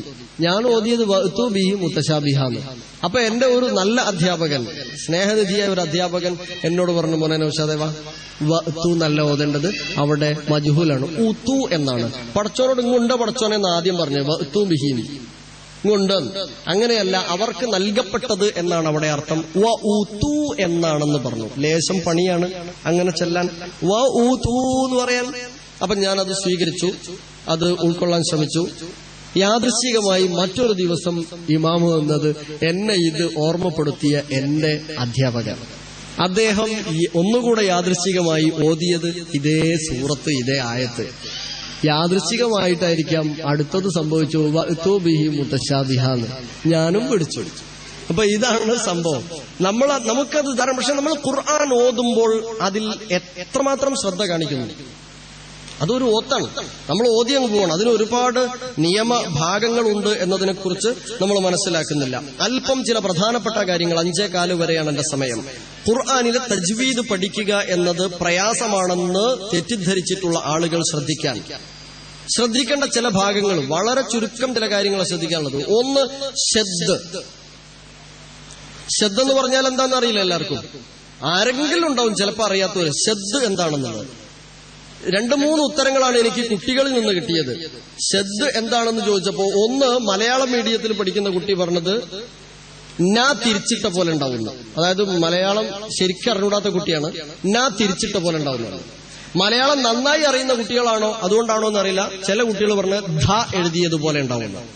ധ എഴുതിയതുപോലെ ഉണ്ടാവും. ഇംഗ്ലീഷ് മീഡിയത്തിലുള്ള കുട്ടികളായിട്ടായിരിക്കാം. അവര് പറഞ്ഞു ഡബ്ല്യു പോലെ ഉണ്ടാവുന്നു. ഞാനിതൊരു തമാശക്ക് പറഞ്ഞല്ല, ഈ 3 ഉത്തരവ് എനിക്ക് കിട്ടിയിട്ടുണ്ട്. ഇതാണ് ഷദ്ദ് എന്ന് പറഞ്ഞാൽ. ഷദ്ദ് കട്ടി കൂട്ടാനാണ്.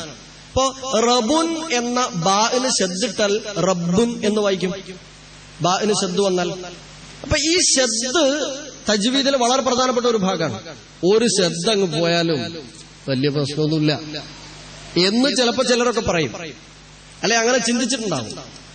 ആലോചിക്കാം. ഞാനൊരു ചോദ്യം ചോദിക്കാം. സൂറത്തുൽ ഫാത്തിഹയിൽ എപ്പോഴും ഞാൻ പല സ്ഥലങ്ങളിലും ചോദിക്കുന്ന ഒരു ചോദ്യം, സൂറത്തുൽ ഫാത്തിഹയിൽ എത്ര ശബ്ദമുണ്ട്? നിങ്ങൾ എണ്ണി നോക്കണം. ഇപ്പൊ എല്ലാവരും ഫാത്തിഹ അങ്ങനെ മനസ്സിലൊന്നും ഇങ്ങനെ ഓതുക. ബിസ്മി ഫാത്തിഹയിൽ പെട്ടതാണ്, അങ്ങനെ 7 ആയത്ത്. ആമീൻ അതിൽ പെട്ടതല്ല, അത് അവിടെ നിൽക്കട്ടെ, അത് പ്രാർത്ഥനാ ശകലമാണ്, അത് അവിടെ നിൽക്കട്ടെ. ബിസ്മി മുതൽ വലദ്ദാലീൻ വരെ ഓതി നോക്കുക, എത്ര ശബ്ദുണ്ട് എന്ന് എണ്ണി നോക്കുക. എന്നിട്ട് ഇപ്പൊ പറയണം വേഗം. കുടുങ്ങിയോ?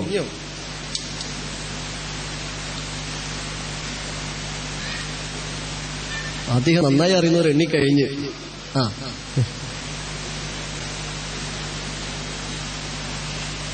ഓതിണ്ടാവില്ലേ 7 ആയത്ത്? ഓക്കെ. ദിവസം എത്ര പ്രാവശ്യം ഓതുന്ന സൂറത്താ? 17 തവണ അല്ലെ? നിസ്കരിക്കുന്നവർ 17 തവണ ദിവസം ഓതുന്ന സൂറത്താണ്. എന്നാലും എത്ര ശബ്ദുണ്ടെന്ന് ഓരോരുത്തർ പറഞ്ഞോളൂ. 12. പിന്നെ 11, 14, 7, പിന്നെ 10. പിന്നെണ്ടാ 16 അല്ലേ? 16 പറഞ്ഞ് 16. ഏതായിരിക്കും ഇപ്പൊ ശരി? ഞാനൊന്ന് ഓതാം, നിങ്ങൾ ശ്രദ്ധ പിടിക്കണം. ബിസ്മില്ലാഹിർ റഹ്മാനിർ റഹീം.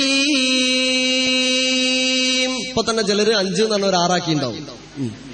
ശരി, രണ്ടാമത്തെ ആയത്തിലേക്ക് കിടക്കാം. ഞാൻ കൈ പിടിക്കുന്നില്ല, നിങ്ങൾ പഠിച്ചോളാം. അൽഹംദുലില്ലാഹി റബ്ബിൽ ആലമീൻ അർറഹ്മാനിർ റഹീം മാലികി യൗമിദ്ദീൻ ഇയ്യാക നഅ്ബുദു വ ഇയ്യാക നസ്തഈൻ اهدنا الصراط المستقيم صراط الذين أنعمت عليهم غير المغضوب عليهم ولا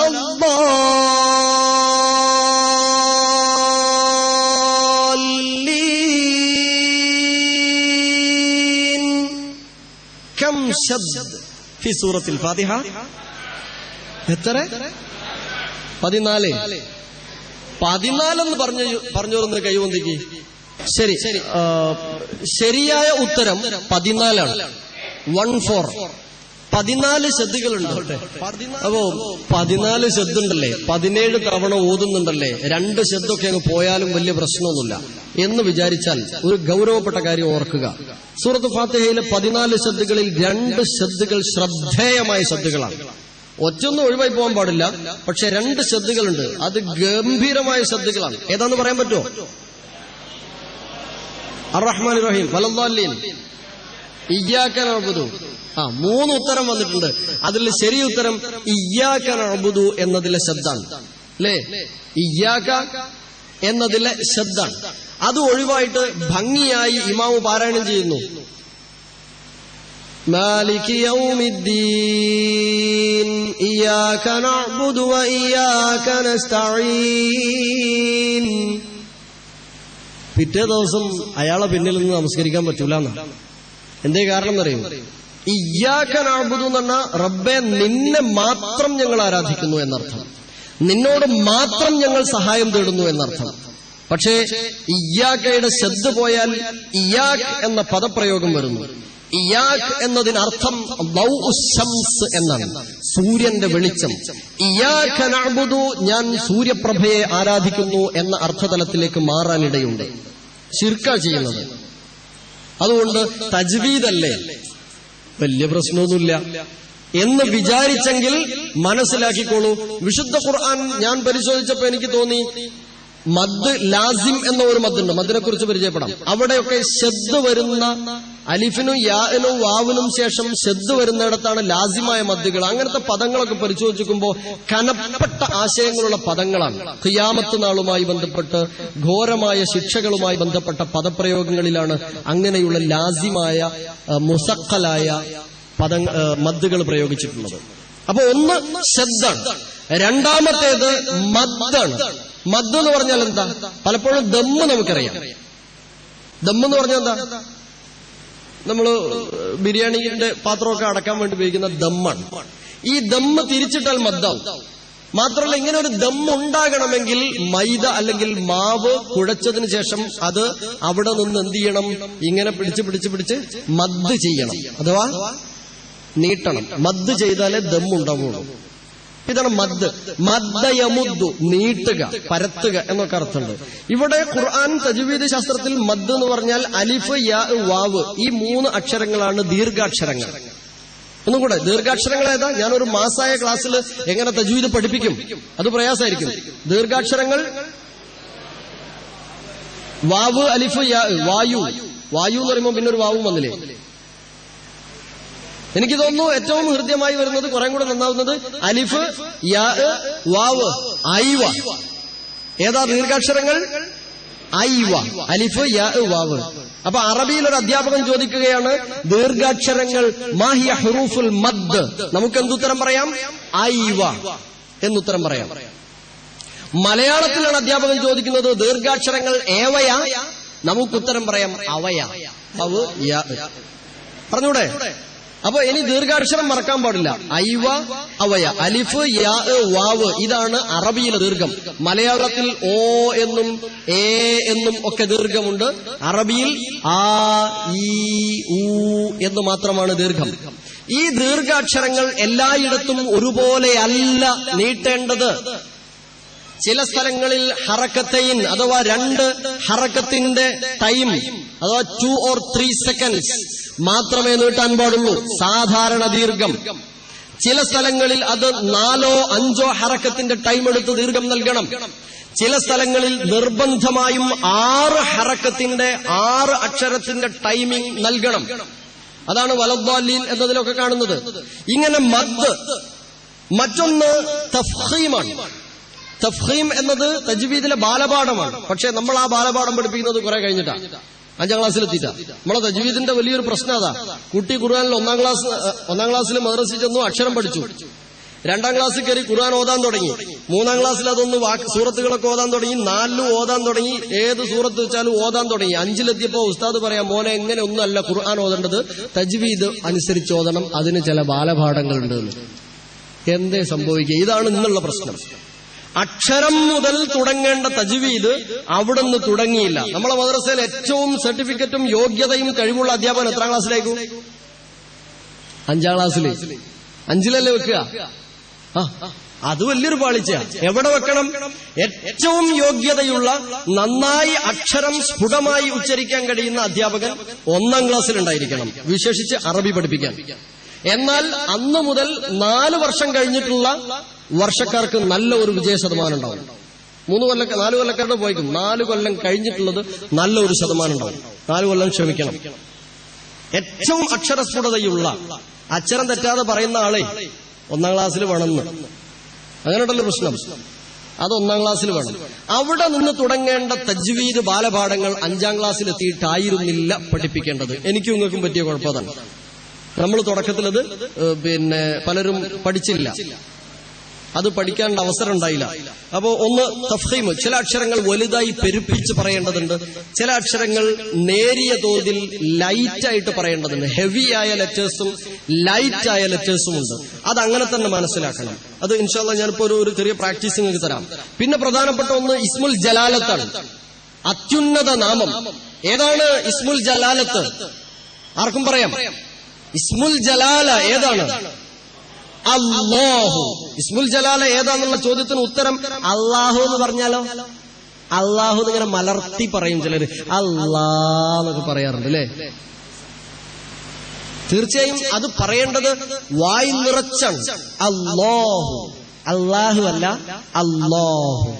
ബാങ്ക് കൊടുക്കുമ്പോഴായിരുന്നാലും, അതെ, ബാങ്ക് കൊടുക്കുമ്പോഴായിരുന്നാലും അല്ലാഹു അല്ലേ, അല്ലാഹു എന്ന് പറഞ്ഞു പോകണം. അല്ലാഹു അക്ബർ, അല്ലാഹു അക്ബർ എന്ന് പറഞ്ഞാൽ അധികം ആൾക്കാരൊന്നും ആയിട്ട് നിസ്കരിക്കാൻ വരില്ല. അപ്പൊ ഒരു വളരെ കൃത്യമായി അക്ഷരസ്ഫുടതയോടെയും അതിന്റെ സിഫത്തും പാലിച്ചുകൊണ്ടായിരിക്കണം. തഫ്ഖീം, തർഖീഖ്, ഇദ്ഗാം, ഇദ്ഗാം വളരെ പ്രധാനപ്പെട്ട ഒന്ന്. ഞാൻ ഈ പ്രാവശ്യം എന്റെ നാട്ടിലെ പള്ളിയിലേക്ക് ഒരു ഇമാമിനെ ഓദിച്ചൊക്കെ കൊണ്ടുപോയി. അദ്ദേഹത്തിനുള്ള വലിയ ഒരു പ്രശ്നം ഈ ഇദ്ഗാമാണ്. ഗുന്നത്തുൽ ഇദ്ഗാം. ഇദ്ഗാം അഥവാ ഒരക്ഷരത്തെ മറ്റൊന്നിലേക്ക്, നൂനിനെയും തൻവീനിനെയും മറ്റൊരക്ഷരത്തിലേക്ക് അടുത്ത അക്ഷരത്തിലേക്ക് ചേർക്കുമ്പോഴുണ്ടാകുന്ന ഒരു പ്രശ്നം. അത് രണ്ട് രീതിയിൽ ചേർക്കാനുണ്ട്. പക്ഷെ ഈ ഇമാം ഓതുന്ന സമയത്ത് ഇപ്പോ സൂറത്തുൽ ഖാരിയ ഓതിയ സമയത്ത് അൽ ഖാരിഅ മൽ ഖാരിഅ വമാ അദ്റാക മൽ ഖാരിഅ യൗമ യകൂനുൻ നാസു കൽ ഫറാശിൽ മബ്സൂസ് വതകൂനുൽ ജിബാലു കൽ ഇഹ്നിൽ മൗവഫൂസ്. ഒരു വാ അവിടെ കയറി. ഒന്ന് ഭംഗിയാക്കിയതായിരിക്കണം. അല്ലെങ്കിൽ ഇദ്ഗാമിന്റെ ഇഖ്ഫാഇന്റെയും ഇദ്ഗാമിന്റെയും ഭാഗത്ത് അല്പം ചില മാറ്റം സംഭവിച്ചു. മൗവഫൂസ് വാവ് സായിദയായി വരിക വലിയ അപകടമുണ്ടാക്കുന്നു. ഇഖ്ലാബ് നമ്മൾ പഠിച്ചിട്ടുണ്ട്. നൂനു സാക്കിനത്തിന് ശേഷം ബാ വന്നാൽ നൂനിനെ മാറ്റി എന്താക്കണം? മീമാക്കി മാറ്റണം. അപ്പം നമ്മുടെ വിചാരം എന്നാല് ഏതാ ഒരു ആയത്ത് അൻബത്ത എന്നത് അമ്പത്ത എന്നാണ് ഓതേണ്ടത് എന്ന് വിചാരിച്ചു. കാരണം അൻബത്ത നൂനിന് ശേഷം ബ വന്നു. അപ്പൊ നൂനിനെ മീമാക്കി മാറ്റി. അപ്പൊ ഓതേണ്ടത് എങ്ങനെയാ? അമ്പത്ത. തെറ്റാണ്. ഖുർആനിൽ എവിടെയും ഇഖ്ലാബ് ചെയ്യേണ്ടതില്ല. ഖുർആനിൽ എവിടെയും അപ്ലേ തലത്തിൽ അപ്ലൈ ചെയ്യുന്നിടത്ത് ഇഖ്ലാബ് സംഭവിക്കുന്നില്ല. ഇഖ്ലാബ് സംഭവിക്കുന്നതോടുകൂടെ അത് ഇഖ്ഫായിലേക്ക് മാറും. നൂനു സാക്കിനത്തിന് ശേഷം ബാ വന്നാൽ നൂനു സാക്കിനത്ത് മീമായി മാറും. പിന്നെ നമ്മൾ ഓതേണ്ടത് ആരെയാ? മീമു സാക്കിനത്തിന് ശേഷം ബാ വന്നാൽ എന്താണോ നിയമം അതാ പാലിക്കേണ്ടത്. പക്ഷെ അത് പലരും മറന്നു.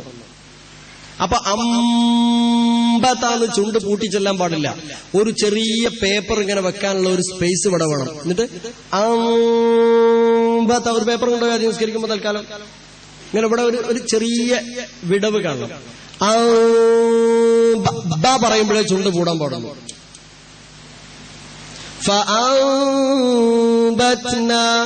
ഇനി നിങ്ങൾ അഫാസിന്റെ ഓത്തൊക്കെ ഒന്ന് കേട്ടു നോക്കണ്ടി. അങ്ങനെ ഉണ്ടാവുക. അഫാസിയാണല്ലോ ഇപ്പോഴത്തെ ട്രെൻഡ്. അഫാസി കേട്ടു നോക്കിയാൽ മതി. അപ്പോഴാ വ്യത്യാസം ശരിക്കും കാണാൻ കഴിയും. ഇങ്ങനെ കുറെ ഭാഗങ്ങൾ തജ്വീദിലെ പ്രധാനപ്പെട്ടത്. ഒന്ന്, മദ് വെച്ചിട്ട് നമുക്ക് ആ മുഫഖം തഫ്ഖീം പറയാം. വേഗം അവസാനിപ്പിക്കാം. നിങ്ങൾക്ക് മുഷിപ്പ് വരുന്നുണ്ട് എന്ന് എനിക്ക് നിങ്ങളെ കാണുമ്പോൾ മനസ്സിലാകുന്നുണ്ട്. മദ് എന്നാൽ ദീർഘം. അലിഫ് മദ് നൽകിക്കൊണ്ട് എല്ലാ അക്ഷരങ്ങളെയും നമുക്കൊന്ന് ഉച്ചരിക്കാം. നിങ്ങൾ റെഡിയാണോ? എല്ലാരും ക്ഷീണമകറ്റാം. ഇതൊരു വോയിസ് തെറാപ്പിയായി സ്വീകരിക്കാം. നിങ്ങളൊക്കെ റെഡി, കുട്ടികളും മുതിർന്നവരും അടക്കം. ഞാൻ ഏതായാലും റെഡി. ശരി, നമുക്ക് ഹംസ മുതൽ യാ വരെ 28 അക്ഷരങ്ങൾക്കും അലിഫ് മദ് നൽകുമ്പോൾ എന്ത് വ്യത്യാസമാണ് യഥാർത്ഥത്തിൽ ഉണ്ടാകേണ്ടത് എന്ന് ഇപ്പൊ പഠിച്ചു പോകാം. റെഡിയാണോ എല്ലാരും? ഓക്കെ, ശരി. അപ്പോ യാതൊരു നാണവുമില്ലാതെ ശബ്ദത്തോടുകൂടെ പറയാൻ സന്നദ്ധമാകണം. ഓക്കെ?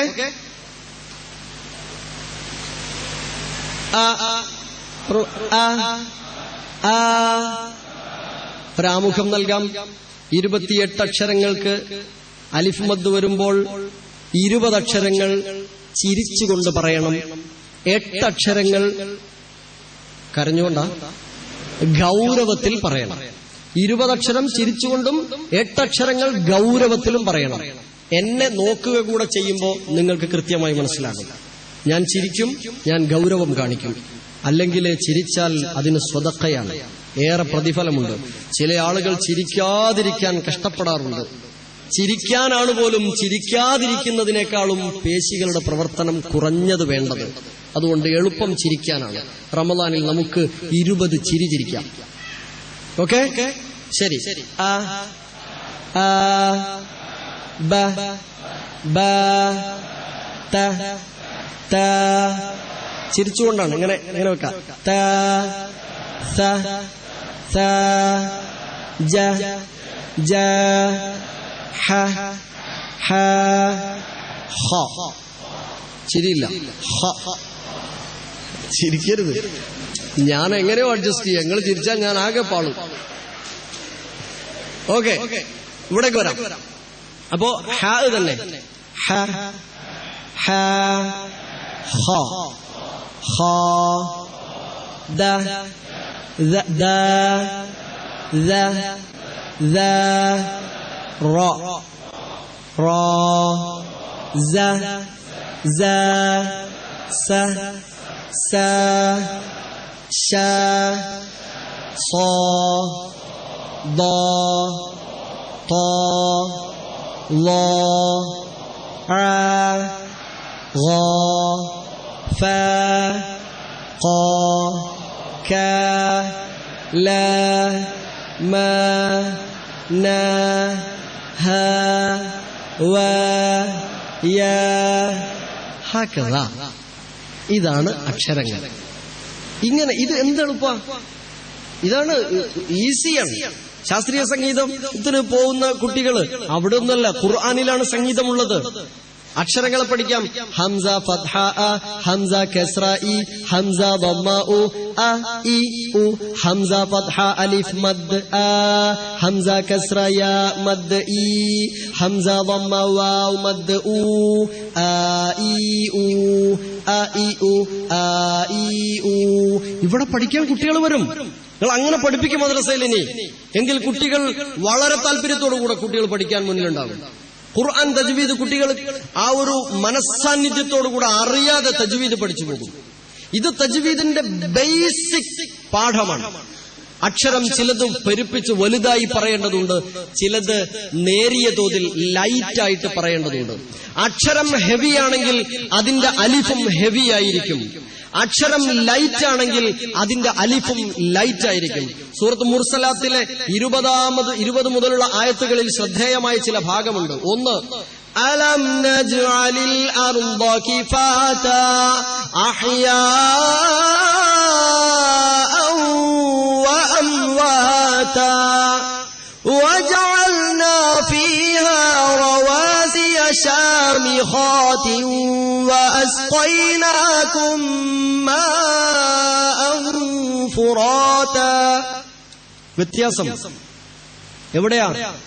ശാമിഖാതിൻ,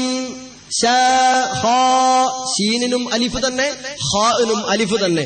നമ്മളെ പഴയ ഓത്ത് വജഅൽനാ ഫീഹാ റവാസിയ ശാമിഖാതിൻ. ഷാമിഖ ഷാഹ ഒക്കെ ഒരേപോലെ അല്ല. ആ അലിഫിന് അക്ഷരത്തിന്റെ സ്വഭാവം അലിഫിനും നൽകപ്പെടണം.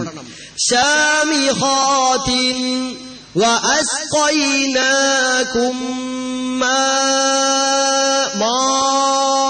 അല്ല മാഅൻ ഫുറാതാ. ഈ വ്യത്യാസം. ഒന്ന് ഹെവിയാണ് റാ, അതുകൊണ്ട് അതിന്റെ അലിഫും ഹെവിയാണ്. ഫുറാ ലൈറ്റ് ആണ്, അതുകൊണ്ട് അതിന്റെ അലിഫും ലൈറ്റ്.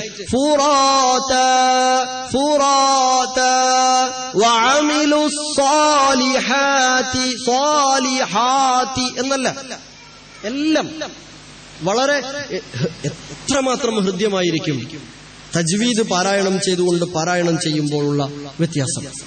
ഇനി അതിന്റെ മദ്ദുകളെ പരിശോധിച്ച് നോക്കുങ്ങള്. ഈ അലിഫ് മദ്ദായിരുന്നാലും യാ മദ്. സൂറത്തുൽ ഹാഖ നമ്മൾ എങ്ങനെ ഓതിയത് ഇന്നലെ വരെ? എങ്ങനെ സൂറത്തുൽ ഹാഖ ഓതിയത്? അൽഹാഖ മൽഹാഖ വമാ അദ്റാക മൽഹാഖ. നല്ലോണം തജ്വീദ് അറിയുന്ന ധൈര്യമുള്ള ഒരു സഹോദരൻ തൊട്ടപ്പുറത്ത് റൂമെന്ന് കേട്ടാ പറയുക എന്താ ആക്കാനാണ്? ഒന്നും ആക്കാനാവൂല. സൂറത്തുൽ ഹാഖ ഓതേണ്ടത് അൽഹാഖതു മൽഹാഖ വമാ അദ്റാക മൽഹാഖ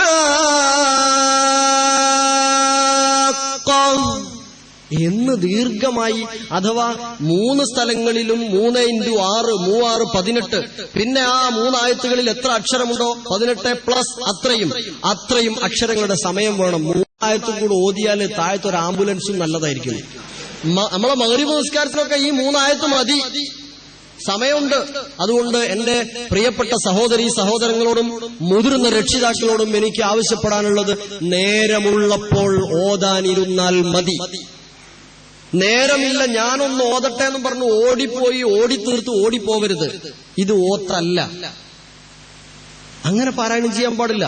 സമയമുള്ളപ്പോൾ സമയമെടുത്ത് ഭംഗിയായി പാരായണം ചെയ്യണം. യാസീൻ എങ്ങനെ നമ്മൾ ഓതിയത് ഇന്നലെ വരെ? യാസീൻ അങ്ങനെ ഓതിയത്. നമ്മളെ ക്ലാസ്സിലെ ഒരു പഠിതാവ് കോഴിക്കോട് മൊയ്തീൻ പള്ളിയിലെ തജ്വീദ് അനുസരിച്ചാണ് അവിടുത്തെ ലേണിംഗ് ക്ലാസ്, തിങ്കളാഴ്ചയും വെള്ളിയാഴ്ചയും. ഇപ്പൊ 4 വർഷമായി തുടർന്നു പോരുന്നു. അവിടെ പഠിച്ചുകൊണ്ടിരിക്കുന്ന ഒരു പഠിതാവ്, അദ്ദേഹം ഒരു വർഷത്തിന് ശേഷം വീട്ടിൽ നിന്ന് യാസീൻ സൂറത്ത് എടുക്കുന്ന സമയത്ത് യാസീൻ ഇങ്ങനെ ഓതുക, സാവകാശം ഓതുക. അപ്പൊ ഉമ്മ വന്നിട്ട് ഇദ്ദേഹത്തോട് പറഞ്ഞല്ലോ, മുതിർന്ന ആളാണ്, ഇദ്ദേഹത്തോട് പറഞ്ഞു, അല്ലടോ ഈ ഇപ്പൊ ഖുർആൻ പഠിക്കാൻ പോയിട്ട് ഇപ്പൊ ഓതാൻ അറിഞ്ഞൂടാണ്ടായിക്കുക, എന്തോരം നേരം വേണമെന്ന് വെച്ച്. അന്നേരം ഇദ്ദേഹം പറഞ്ഞോളൂ, ഇമ്മ ഇങ്ങനെ ഓതണ്ടെന്ന് ഇപ്പോഴാണ് എനിക്ക് ബോധ്യപ്പെട്ടതെന്ന്. യാസീനിൽ യാ എന്നത് തീരെ നീട്ടാൻ പാടില്ല. യാസീൻ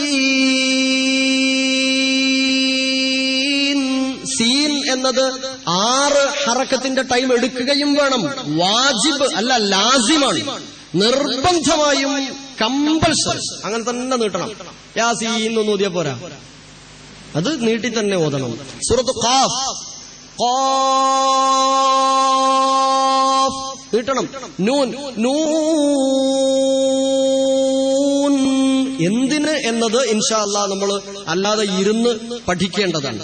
അപ്പോ അലിഫുകൾ വ്യത്യസ്തമാണ്, മണിക്കേണ്ടടത്ത് മണിക്കണം. മീമും നൂനും ശദ്ദ് വന്നാൽ പ്രത്യേകിച്ച് മണിക്കണം. കവി വിശദീകരിച്ചത് സുലൈമാനുൽ ജംസൂരി കവിതാഭാഗത്തിലൂടെ തജ്വീദ് പഠിപ്പിക്കുന്നിടത്ത് ഈ ഭാഗം പറഞ്ഞിട്ടുണ്ട്. وَغُنَّ مِيمًا ثُمَّ نُونًا شُدِّدًا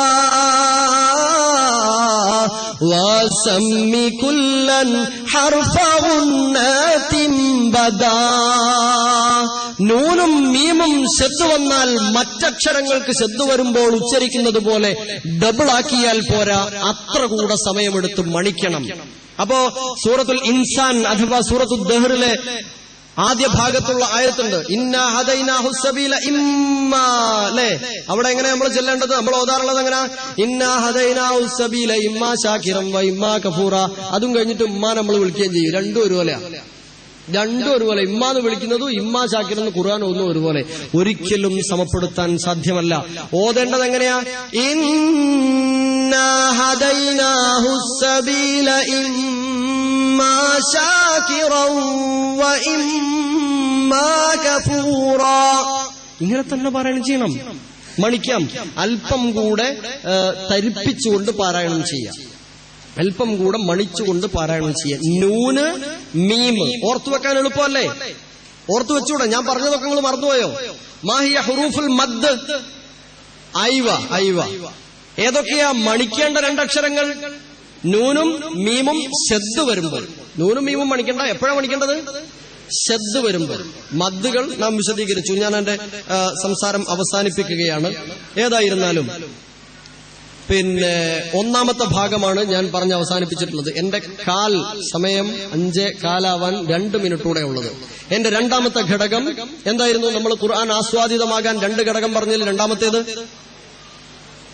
അർത്ഥതലം, ആശയതലം മനസ്സിലാവുക. ഞാൻ ആ ഭാഗത്തേക്ക് അധികം കടക്കേണ്ടതില്ല. സൂറത്തുൽ മുർസലാത്തിൽ ഒരു വചനം ഞാൻ പാരായണം ചെയ്തു നേരത്തെ, അതൊന്നുകൂടെ പാരായണം ചെയ്യാം. അലം നജ്അലിൽ അർദ കിഫാതൻ അഹ്യാഅൻ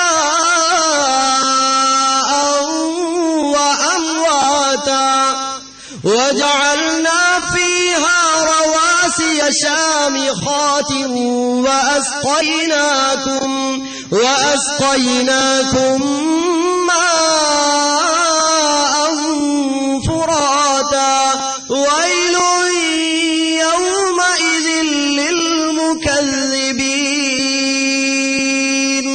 ഒരുപക്ഷെ പാരായണം ഇങ്ങനെ പാരായണം ചെയ്തതുകൊണ്ട്, ഇതിനേക്കാൾ നന്നായി പാരായണം ചെയ്യുന്ന ആൾ പാരായണം ചെയ്താൽ ഇതിനേക്കാൾ നിങ്ങൾ എന്ത് ചെയ്യും? നിങ്ങൾക്ക് ആസ്വദിക്കാൻ കഴിയും, നമുക്ക് ആസ്വദിക്കാൻ കഴിയും, ചെയ്യുന്ന ആൾക്കും കേൾക്കുന്നവർക്കും ആസ്വദിക്കാൻ കഴിയും. പക്ഷേ ഇതിലപ്പുറം ഒന്നുകൂടെ ആസ്വദിക്കാം ഈ വചനത്തെ. ഇതിന്റെ അർത്ഥതലം അറിയുന്ന ആളുകൾ ഒന്നുകൂടെ ആഴത്തിലേക്ക്, ഭൂമിയെക്കുറിച്ച് തൗഹീദ് സംസാരിച്ചപ്പോൾ പലരും പലതും സംസാരിച്ചിട്ടുണ്ടാകാം. പക്ഷേ വിശുദ്ധ ഖുർആൻ ഭൂമിയെക്കുറിച്ച് സംസാരിച്ച ഈ ഒരു പ്രയോഗം പലപ്പോഴും കേൾക്കാറില്ല. എന്താണ് ഈ ചോദ്യം? എന്താണ് ഇതിന്റെ അർത്ഥഗർഭം? അലം നജ്അലിൽ അർദ കിഫാതാ, ഭൂമിയെ നാം പാകതയുള്ളത്, ഉൾക്കൊള്ളുന്നത്, മതിയായത് ആക്കിയിട്ടില്ലേ? എന്തിന് പാകതയുള്ളത്? അർത്ഥം പൂർണ്ണമായില്ല. അഹ്യാഅൻ വ അംവാത, ജീവനുള്ളവരെയും മരിച്ചവരെയും ഉൾക്കൊള്ളാൻ പാകതയുള്ളതാക്കിയില്ലേ? എന്നിട്ടും നാം ആലോചിക്കുന്നില്ല. നോക്കും സഹോദരങ്ങളെ, ഇന്നലെ വരെ നമ്മുടെ കൂട്ടത്തിലുണ്ടായിരുന്ന കോടാനക്കോടി മനുഷ്യർ മരിച്ചു വീണിട്ടുണ്ട്.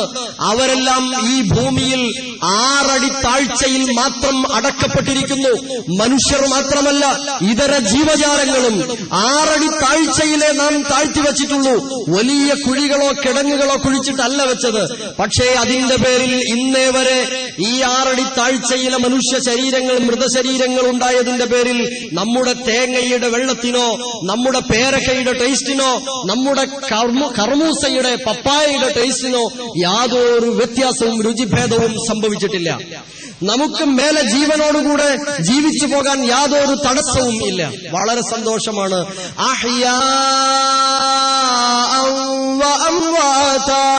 ജീവനുള്ളവരെയും മരിച്ചവരെയും ഉൾക്കൊള്ളാൻ ഒരേപോലെ പാകതയുള്ളതായി ഈ ഭൂമിയെ സംവിധാനിച്ചിട്ടില്ലേ എന്ന ചോദ്യം ആശയതലത്തിൽ കേൾക്കുമ്പോൾ, അത് അർത്ഥമറിയുന്നതോടൊപ്പം തജ്വീദോടുകൂടെ കേൾക്കുമ്പോ എത്ര ഹൃദ്യമായിരിക്കും. ഒരു പഠിതാവ് ഉംറക്ക് പോയിട്ട് അവിടെ നിന്ന് ഇടവേള കിട്ടിയപ്പോ വിളിച്ചിട്ട് പറഞ്ഞു, ഉസ്താദെ, നിങ്ങളോടൊരു ശുക്ർ ചെയ്യാനാ ഞാൻ വിളിച്ചത്. ഞാൻ ചോദിച്ചു, എന്നോട് ശുക്ർ ചെയ്യാൻ നിങ്ങൾ ഇവിടുന്ന് അവിടെ പോയതോ? അപ്പോഴദ്ദേഹം പറഞ്ഞ മറുപടി, അല്ല, അത് പറഞ്ഞാലേ എനിക്ക് സമാധാനാവും. നമ്മൾ അവിടുന്ന് പഠിച്ച ആ 3ാം ഇയറിന്റെ സൂറത്തുകൾ ഉണ്ടല്ലോ, ഖാഫ്, നജ്മ്, റഹ്മാൻ, ഹുജുറാത്ത്, ഈ സൂറത്തുകൾ ഞാൻ പഠിച്ചതൊക്കെ ഇവിടെ ഇമാം ഓതി ഹറമില്. എനിക്ക് അർത്ഥവും അറിയാം. ഇമാമിന്റെ ആ ഓത്തും എനിക്ക് വല്ലാതെ കരച്ചിലും ഹൃദ്യതയും അനുഭവപ്പെട്ടു എന്ന്. എനിക്ക് അർത്ഥം അറിഞ്ഞൂടാത്തതാണെങ്കിൽ ഇത്ര മനസ്സിലാവൂലായിരുന്നു എന്ന്. നോക്കൂ നിങ്ങൾ, ഈ 2 തലങ്ങൾ, തജ്വീദും അർത്ഥതലവും. സഹോദരങ്ങളെ, ഞാൻ അവസാനിപ്പിക്കാം. സഹോദരന്റെ സമയമാണ് ഞാൻ ഇപ്പോ അപഹരിക്കുന്നത്. 1 മിനിറ്റ് അപഹരിച്ചു, 2 മിനിറ്റും കൂടി ഞാൻ എടുക്കും. പിന്നെ സൂറത്തുർ റഹ്മാൻ 55-ാം അധ്യായം, സൂറത്തുർ റഹ്മാനിലെ 31 പ്രാവശ്യം ആവർത്തിച്ചു വരുന്ന ഒരു സൂക്തമുണ്ട്. ഏതാണത്? فَبِأَيِّ آلَاءِ رَبِّكُمَا تُكَذِّبَانِ. 31 ആയത്തും കൂടെ റഹ്മാൻ ഒന്നാകെ ഒരൊറ്റ റക്അത്തിൽ തറാവീഹിന് ഇമാം ഓതിയിട്ട് ഇന്നേ വരെ ദുനിയാവിൽ ഒരൊറ്റ മാമൂമും പോയി പറഞ്ഞിട്ടില്ല. ഒരായത്ത് ഓതി ഓതി ഓതി ഓതി മനുഷ്യനെ എടങ്ങേറാക്കി കേട്ടുമെടുത്തുന്ന ഒരൊറ്റ മാമൂമും പറഞ്ഞില്ല. ആരാ പറഞ്ഞോ? പറയില്ല. എന്തേ കാരണം? അത് ഇതിന്റെ പാരായണ വശ്യത ഒന്ന്. രണ്ടാമത്തേത്, ഈ 31 പ്രാവശ്യവും പറഞ്ഞതിന്റെ മേലെ മേലെ ചില പ്രകൃതി പ്രതിഭാസങ്ങളെ, അത്ഭുത പ്രതിഭാസങ്ങളെ ഉദ്ധരിച്ചിട്ടുണ്ട്. മറജൽ ബഹ്റൈനി യൽതഖിയാൻ ബൈനഹുമാ ബർസഖുൻ ലാ യബ്ഗിയാൻ ഫബിഅയ്യി ആലാഇ റബ്ബികുമാ തുകذിബാൻ. എന്താണ് ചോദ്യം? മറജൽ ബഹ്റൈൻ, ഭൂമിക്കടിയിലൂടെ സമുദ്രത്തെ അള്ളാഹു പറഞ്ഞയച്ചിരിക്കുന്നു. 2 സമുദ്രങ്ങൾ അതിങ്ങനെ ഒഴുകിക്കൊണ്ടിരിക്കുകയാണ്. അതിൽ 2 തരം ജലമുണ്ട്. വിശുദ്ധ ഖുർആൻ 25-ാം അധ്യായം സൂറത്തുൽ ഫുർഖാനിലെ അവസാന ഭാഗത്ത് പറഞ്ഞതുപോലെ, ഹാദാ അസ്ബുൻ ഫുറാത്ത്, ഇത് ക്ലിയർ വെള്ളമാണ്, തനി പച്ചവെള്ളമാണ്. വഹാദാ മിൽഹുൻ ഉജാജ്, ഇത് കൈപ്പരസമുള്ള അല്ലെങ്കിൽ ഉപ്പുപുളിയുള്ള വെള്ളമാണ്. ഇങ്ങനെ 2 തരം ജലാശയങ്ങൾ ഭൂമിക്കടിയിലൂടെ ഒഴുകിക്കൊണ്ടിരിക്കുന്നു. അവ രണ്ടും കൂടി കലർന്നു പോകാതിരിക്കാൻ നാം നിങ്ങൾക്ക് കണ്ടെത്താൻ കഴിയാത്ത വിധത്തില് പ്രത്യേകമായ ഒരു മറ സംവിധാനിച്ചിരിക്കുന്നു.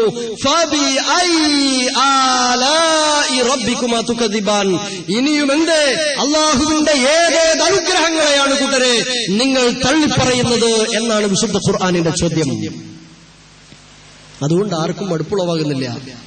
സഹോദരങ്ങളെ, സൂറത്തുൽ വാഖിയ 56-ാം അധ്യായത്തിൽ 4 ചോദ്യങ്ങളുണ്ട്. ആ 4 ചോദ്യം ഭംഗിയായി ഇമാം പാരായണം ചെയ്യുമ്പോൾ പകുതി 50% നമ്മൾ ആസ്വദിക്കും.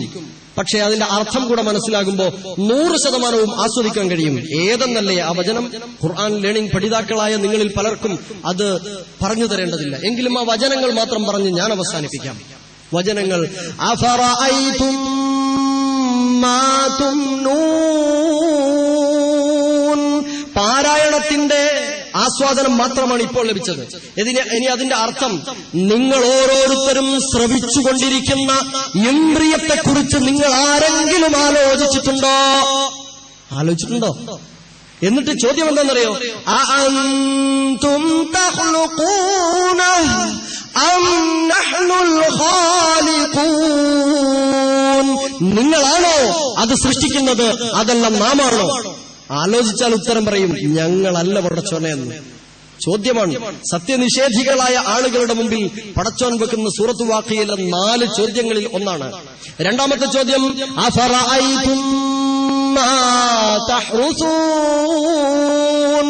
നിങ്ങൾ ചെയ്യുന്ന കൃഷിയെക്കുറിച്ച് ആലോചിച്ചിട്ടുണ്ടോ? നിങ്ങൾ അഅൻതും തസ്റഊനഹു അം നഹ്നു സാരിഊൻ? നിങ്ങളാണോ അത് മുളപ്പിക്കുന്നത്, അതല്ല നാമാണോ? നാം നട്ടു നനച്ചുണ്ടാക്കിയ ഏറ്റവും മുന്തിയ തനം വിത്തിൽ നിന്ന് പടർന്ന് പന്തലിച്ചതിലെ ഒരൊറ്റ കയ്പയും നമുക്ക് കറിവെക്കാൻ കിട്ടിയില്ല. പക്ഷേ ഉമ്മ കറിവെക്കാനെടുത്തതിൽ നിന്ന് പഴുത്തുപോയ ഒരു ഭാഗം കളഞ്ഞെടുത്ത് കുപ്പയിൽ പൊങ്ങി അവിടെ നിന്ന് ഏതോ ഒരു മരത്തിലേക്ക് ചാഞ്ഞ് പന്തലിച്ചു പോയ കയ്പവള്ളിയിലെ കയ്പ എത്ര സമൃദ്ധം! ആരാണിത് മുളപ്പിക്കുന്നത്? ആരാണ് വിഭവം നൽകാൻ കഴിയുന്നവൻ? നിങ്ങൾക്ക് സാധ്യമല്ല, പടച്ചോനെ നീ തന്നെ എന്ന് മറുപടി അർത്ഥതലം മനസ്സിലാകുമ്പോൾ ആസ്വദിച്ച് പറയാൻ കഴിയും. മൂന്നാമത്തെ ചോദ്യം, അഫറഅയ്തുമുൽ മാഅ അല്ലദീ തശ്റബൂൻ?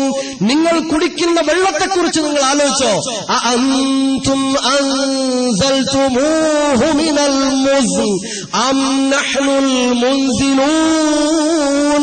നിങ്ങളാണോ കാർമേഘങ്ങളിൽ നിന്ന് അത് പെയ്യിക്കുന്നവൻ, അതല്ല നാമാണോ? 2 ദിവസം മുമ്പ് മഴക്കാലത്തെ വേനൽ അനുഭവിച്ച് പ്രയാസപ്പെട്ടപ്പോ H2O എടുത്തിട്ട് വെള്ളമുണ്ടാക്കാൻ ആരെങ്കിലും ശ്രമിച്ചോ? സാധ്യമല്ലാത്തതുകൊണ്ട് അതിന് ശ്രമിച്ചില്ല. വെള്ളത്തെ വിഘടിപ്പിച്ചാൽ H2O ആണ് ഉണ്ടാകുന്നത് എന്ന് വിഘടിപ്പിക്കാൻ കഴിഞ്ഞു എന്നല്ലാതെ അതൊന്ന് ഘടിപ്പിച്ച് വെള്ളത്തിന്റെ ഒരു തുള്ളി ഉണ്ടാക്കാൻ ലോകത്തിന് സാധിച്ചിട്ടില്ല. അള്ളാന്റെ ചോദ്യം, നിങ്ങളാണോ അതുണ്ടാക്കുന്നത്, അതല്ല നാമാണോ പെയ്തിറക്കുന്നത് എന്ന ചോദ്യമുണ്ട്. അർത്ഥതലവും തജ്വീദും പാലിക്കപ്പെടുമ്പോ ഹൃദ്യത അനുഭവപ്പെടും, ഉൾക്കൊള്ളും. ഖുർആൻ നമ്മെ കീഴടക്കും. നാലാമത്തെ ചോദ്യം, അഫറഅയ്തുമുൻ നാറല്ലതീ തൂറൂൻ? നിങ്ങൾ കത്തിച്ചുകൊണ്ടിരിക്കുന്ന തീയെക്കുറിച്ച് ആലോചിച്ചിട്ടുണ്ടോ സ്ത്രീകളെ? നിങ്ങൾ തീയെക്കുറിച്ച് ആലോചിച്ചിട്ടുണ്ടോ? അഅൻതും അൻശഅതും ശജറതഹാ അം നഹ്നുൽ മുൻശിഊൻ? അതിന്റെ ഇന്ധനത്തെ, അതിന്റെ തടിയെ, മരത്തെ ഉണ്ടാക്കുന്നത് നാമാണോ, നിങ്ങളാണോ? ഈ 4 ചോദ്യം ഉദ്ധരിച്ചുകൊണ്ട് CTVയുടെ ചാനലിലെ ഒരു റമദാൻ പ്രഭാഷണത്തിന് 10-12 മിനിറ്റുള്ള ക്ലാസുകൾ കൊടുത്തപ്പോ അത്ഭുതകരമായ ഒരു സംഭവമുണ്ടായി. ക്ലാസിന്റെ ഇടവേളയിൽ റൂമിലേക്ക് കയറിയിരുന്നപ്പോ റെക്കോർഡ് ചെയ്തുകൊണ്ടിരുന്ന അമുസ്ലിം സഹോദരൻ കയ്യിൽ നിന്ന്, ഇതാണോ നിങ്ങളെ പറഞ്ഞ ഖുർആൻ? നിങ്ങളെ പറഞ്ഞത് ഇതിലൊക്കെ ഉണ്ടല്ലേ, അതൊന്ന് തരുമോ എന്ന് ചോദിച്ചു. വേഗം അദ്ദേഹത്തിന് അത് കൊടുത്തു. അദ്ദേഹത്തോട് പറഞ്ഞു, ഭാഷ അറിയാത്തതുകൊണ്ടും പാരായണം ചെയ്യാൻ അറിയാത്തതുകൊണ്ടും ഇതുകൊണ്ട് മാത്രം നിങ്ങൾക്ക് മനസ്സിലാക്കാൻ സാധ്യമല്ല.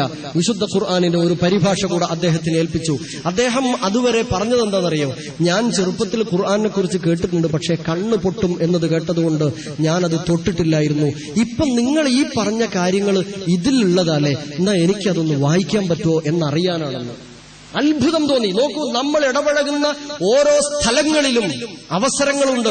അവിടെ നാം അത് ചെയ്തു തീർക്കുക എന്നതാണ് മറ്റു ദൗത്യം. ഞാൻ സാന്ദർഭികമായി പറഞ്ഞു പോയതാണ്. ഏതായിരുന്നാലും വിശുദ്ധ ഖുർആനിനെ ആ നിലക്ക് കാണാനും ഭംഗിയായി പാരായണം ചെയ്യാനും നിയമാനുസൃതം പാരായണം ചെയ്യാനും നിയമാനുസൃതം ജീവിക്കുവാനും വേണ്ടി ശ്രമം നടത്തുക. ഒരൊറ്റ ചോദ്യത്തോടുകൂടെ ഞാൻ അവസാനിപ്പിക്കാം. ഇമാം ഭംഗിയായി സൂറത്തുൽ ഫാത്തിഹ ഗൈരിൽ മഗ്ദൂബി അലൈഹിം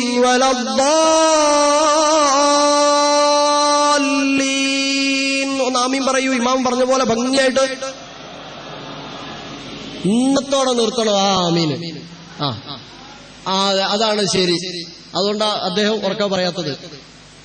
നമ്മളൊക്കെ ഇമാം എങ്ങനെയാണോ വലദ്ദാലീൻ ചെന്നത് അതിനോട് ഒപ്പിച്ചൊരു ആമീനുണ്ട്. ഞങ്ങൾ മദീനത്തുൽ ഒരു തമാശ അറിയാനുണ്ടായിരുന്നു. ഇമാം എങ്ങാനും വലദ്ദാലൂന്ന് ഓതിയ ആമൂന്ന് മൗമൂമിങ്ങൾ ചെല്ലുന്നു. കാരണം ഓർഫനേജും കൂടെ ഉള്ള സ്ഥലമാണ്. എന്ത് തമാശ ഒപ്പിക്കാൻ പറ്റുമോ അതൊക്കെ ഒപ്പിക്കേണ്ട സ്ഥലമാണ്. അങ്ങനെയായിരുന്നു. പക്ഷേ ചെയ്യേണ്ടത് വലദ്ദാലീൻ എന്ന് 6 മാത്രം നീട്ടിയിട്ട് ഓതണം. ബാ എന്നത് 6 ഹറക്കത്ത് ടൈമിംഗ് കൊടുക്കണം. ആമീൻ എന്നത് മീമിന് ശബ്ദില്ല, അതുകൊണ്ട് ആ എന്നത് 2 ആന, ആട്, ഓല എന്നൊക്കെ പറയുന്ന ദീർഘമേ പാടുള്ളൂ. ആമീൻ മീൻ എന്നത് 6 വരെ ആകാം. 6 ഇനി അത് പ്രവാചകൻ നീട്ടാതെയും ഓതിയിട്ടുണ്ടെന്നാ. ആ എന്നത് നീട്ടിയിട്ടില്ല. ഞാൻ അവസാനിപ്പിക്കുന്നു. എന്റെ ഈ ഒരു സംസാരത്തിൽ നിന്ന് നിങ്ങൾക്ക് എത്രമാത്രം ഉൾക്കൊള്ളാൻ കഴിഞ്ഞിട്ടുണ്ട് എന്നെനിക്കറിയില്ല. അല്പം ക്ഷീണം എനിക്കുണ്ടായിരുന്നു, അതിന്റെ ക്ഷീണം എന്റെ സംസാരത്തിലുണ്ടായിരുന്നു എന്നെനിക്ക് തോന്നുന്നു. നിങ്ങൾക്കത് അനുഭവപ്പെട്ടോ എന്നറിയില്ല. ഏതായിരുന്നാലും ഹംസയുടെ മുമ്പുള്ളത് കേട്ടോ, അത് കുറെ പറയാനുണ്ട്. അങ്ങനെ മാസായാലും തീരൂല എന്നുള്ളതുകൊണ്ട് ഞാൻ അങ്ങോട്ട് പറയാത്തത്. അതുമല്ല, വിലപ്പെട്ട സമയം ഞാൻ അപഹരിക്കുന്നു. പിന്നെ അവസാനിപ്പിക്കാം. വിശുദ്ധ ഖുർആൻ ഭംഗിയായി പഠിക്കാൻ കഴിയും. എളുപ്പമാണ്. തജ്വീദ് അനുസരിച്ച് പഠിക്കുക. തജ്വീദാണ് ഏറ്റവും എളുപ്പമുള്ള ശാസ്ത്രം പഠിക്കാൻ. രസകരമാണ്. അത് തജ്വീദോടുകൂടെ പഠിക്കുക. അതിന്റെ നിയമങ്ങൾ പാലിച്ചുകൊണ്ട് ജീവിക്കാൻ ശ്രമിക്കുക. തജ്വീദും അർത്ഥതലവും മനസ്സിലാക്കാൻ റമദാനിൽ നമുക്ക് സാധിക്കണം. പോകുമ്പോൾ ഒരു A4 ഷീറ്റ് വാങ്ങുക. എന്നിട്ട് വീട്ടിലെത്തിയിട്ട് അതിനൊരു മാർജിൻ വരച്ചിട്ട് ബാക്കി സ്ഥലം 2 കോളമാക്കി വെക്കുക. 1ാമത്തെ കോളത്തിൽ എഴുതുക റമദാനിന്റെ മുമ്പത്തെ ഞാൻ, 2ാമത്തെ കോളത്തിൽ ഇത്രയും ദിവസമുള്ള റമദാനിലെ ഞാൻ. എന്നിട്ട് നിങ്ങളൊന്ന് എഴുതി നോക്കുക ഏത് കോളത്തിലാ കുറെ എഴുതാനുണ്ടാവുക. എടുത്തു പറയത്തക്ക വിധത്തിൽ എന്തെങ്കിലും പറയാനുണ്ടോ എന്റെ ഈ റമദാനിൽ? ആലോചിക്കണേ കൂട്ടരെ, ആലോചിക്കണേ സഹോദരങ്ങളെ. പരിശുദ്ധ റമദാൻ കിട്ടിയിട്ട് അയാൾക്കൊന്നും നേടാൻ സാധിച്ചിട്ടില്ലെങ്കിൽ അവനെക്കുറിച്ച് എന്തു പറയാൻ? പ്രവാചകന്റെ ചോദ്യമാണ്, ഗൗരവപ്പെട്ട ചോദ്യം. അള്ളാഹു എനിക്കും നിങ്ങൾക്കും മഗ്ഫിറത്തും മർഹമത്തും നൽകി അനുഗ്രഹം പ്രദാനം ചെയ്യുമാറാകട്ടെ. اللهم ربنا تقبل منا دعاءنا وصلاتنا وصيامنا وقيامنا وسائر أعمالنا يا رب العالمين.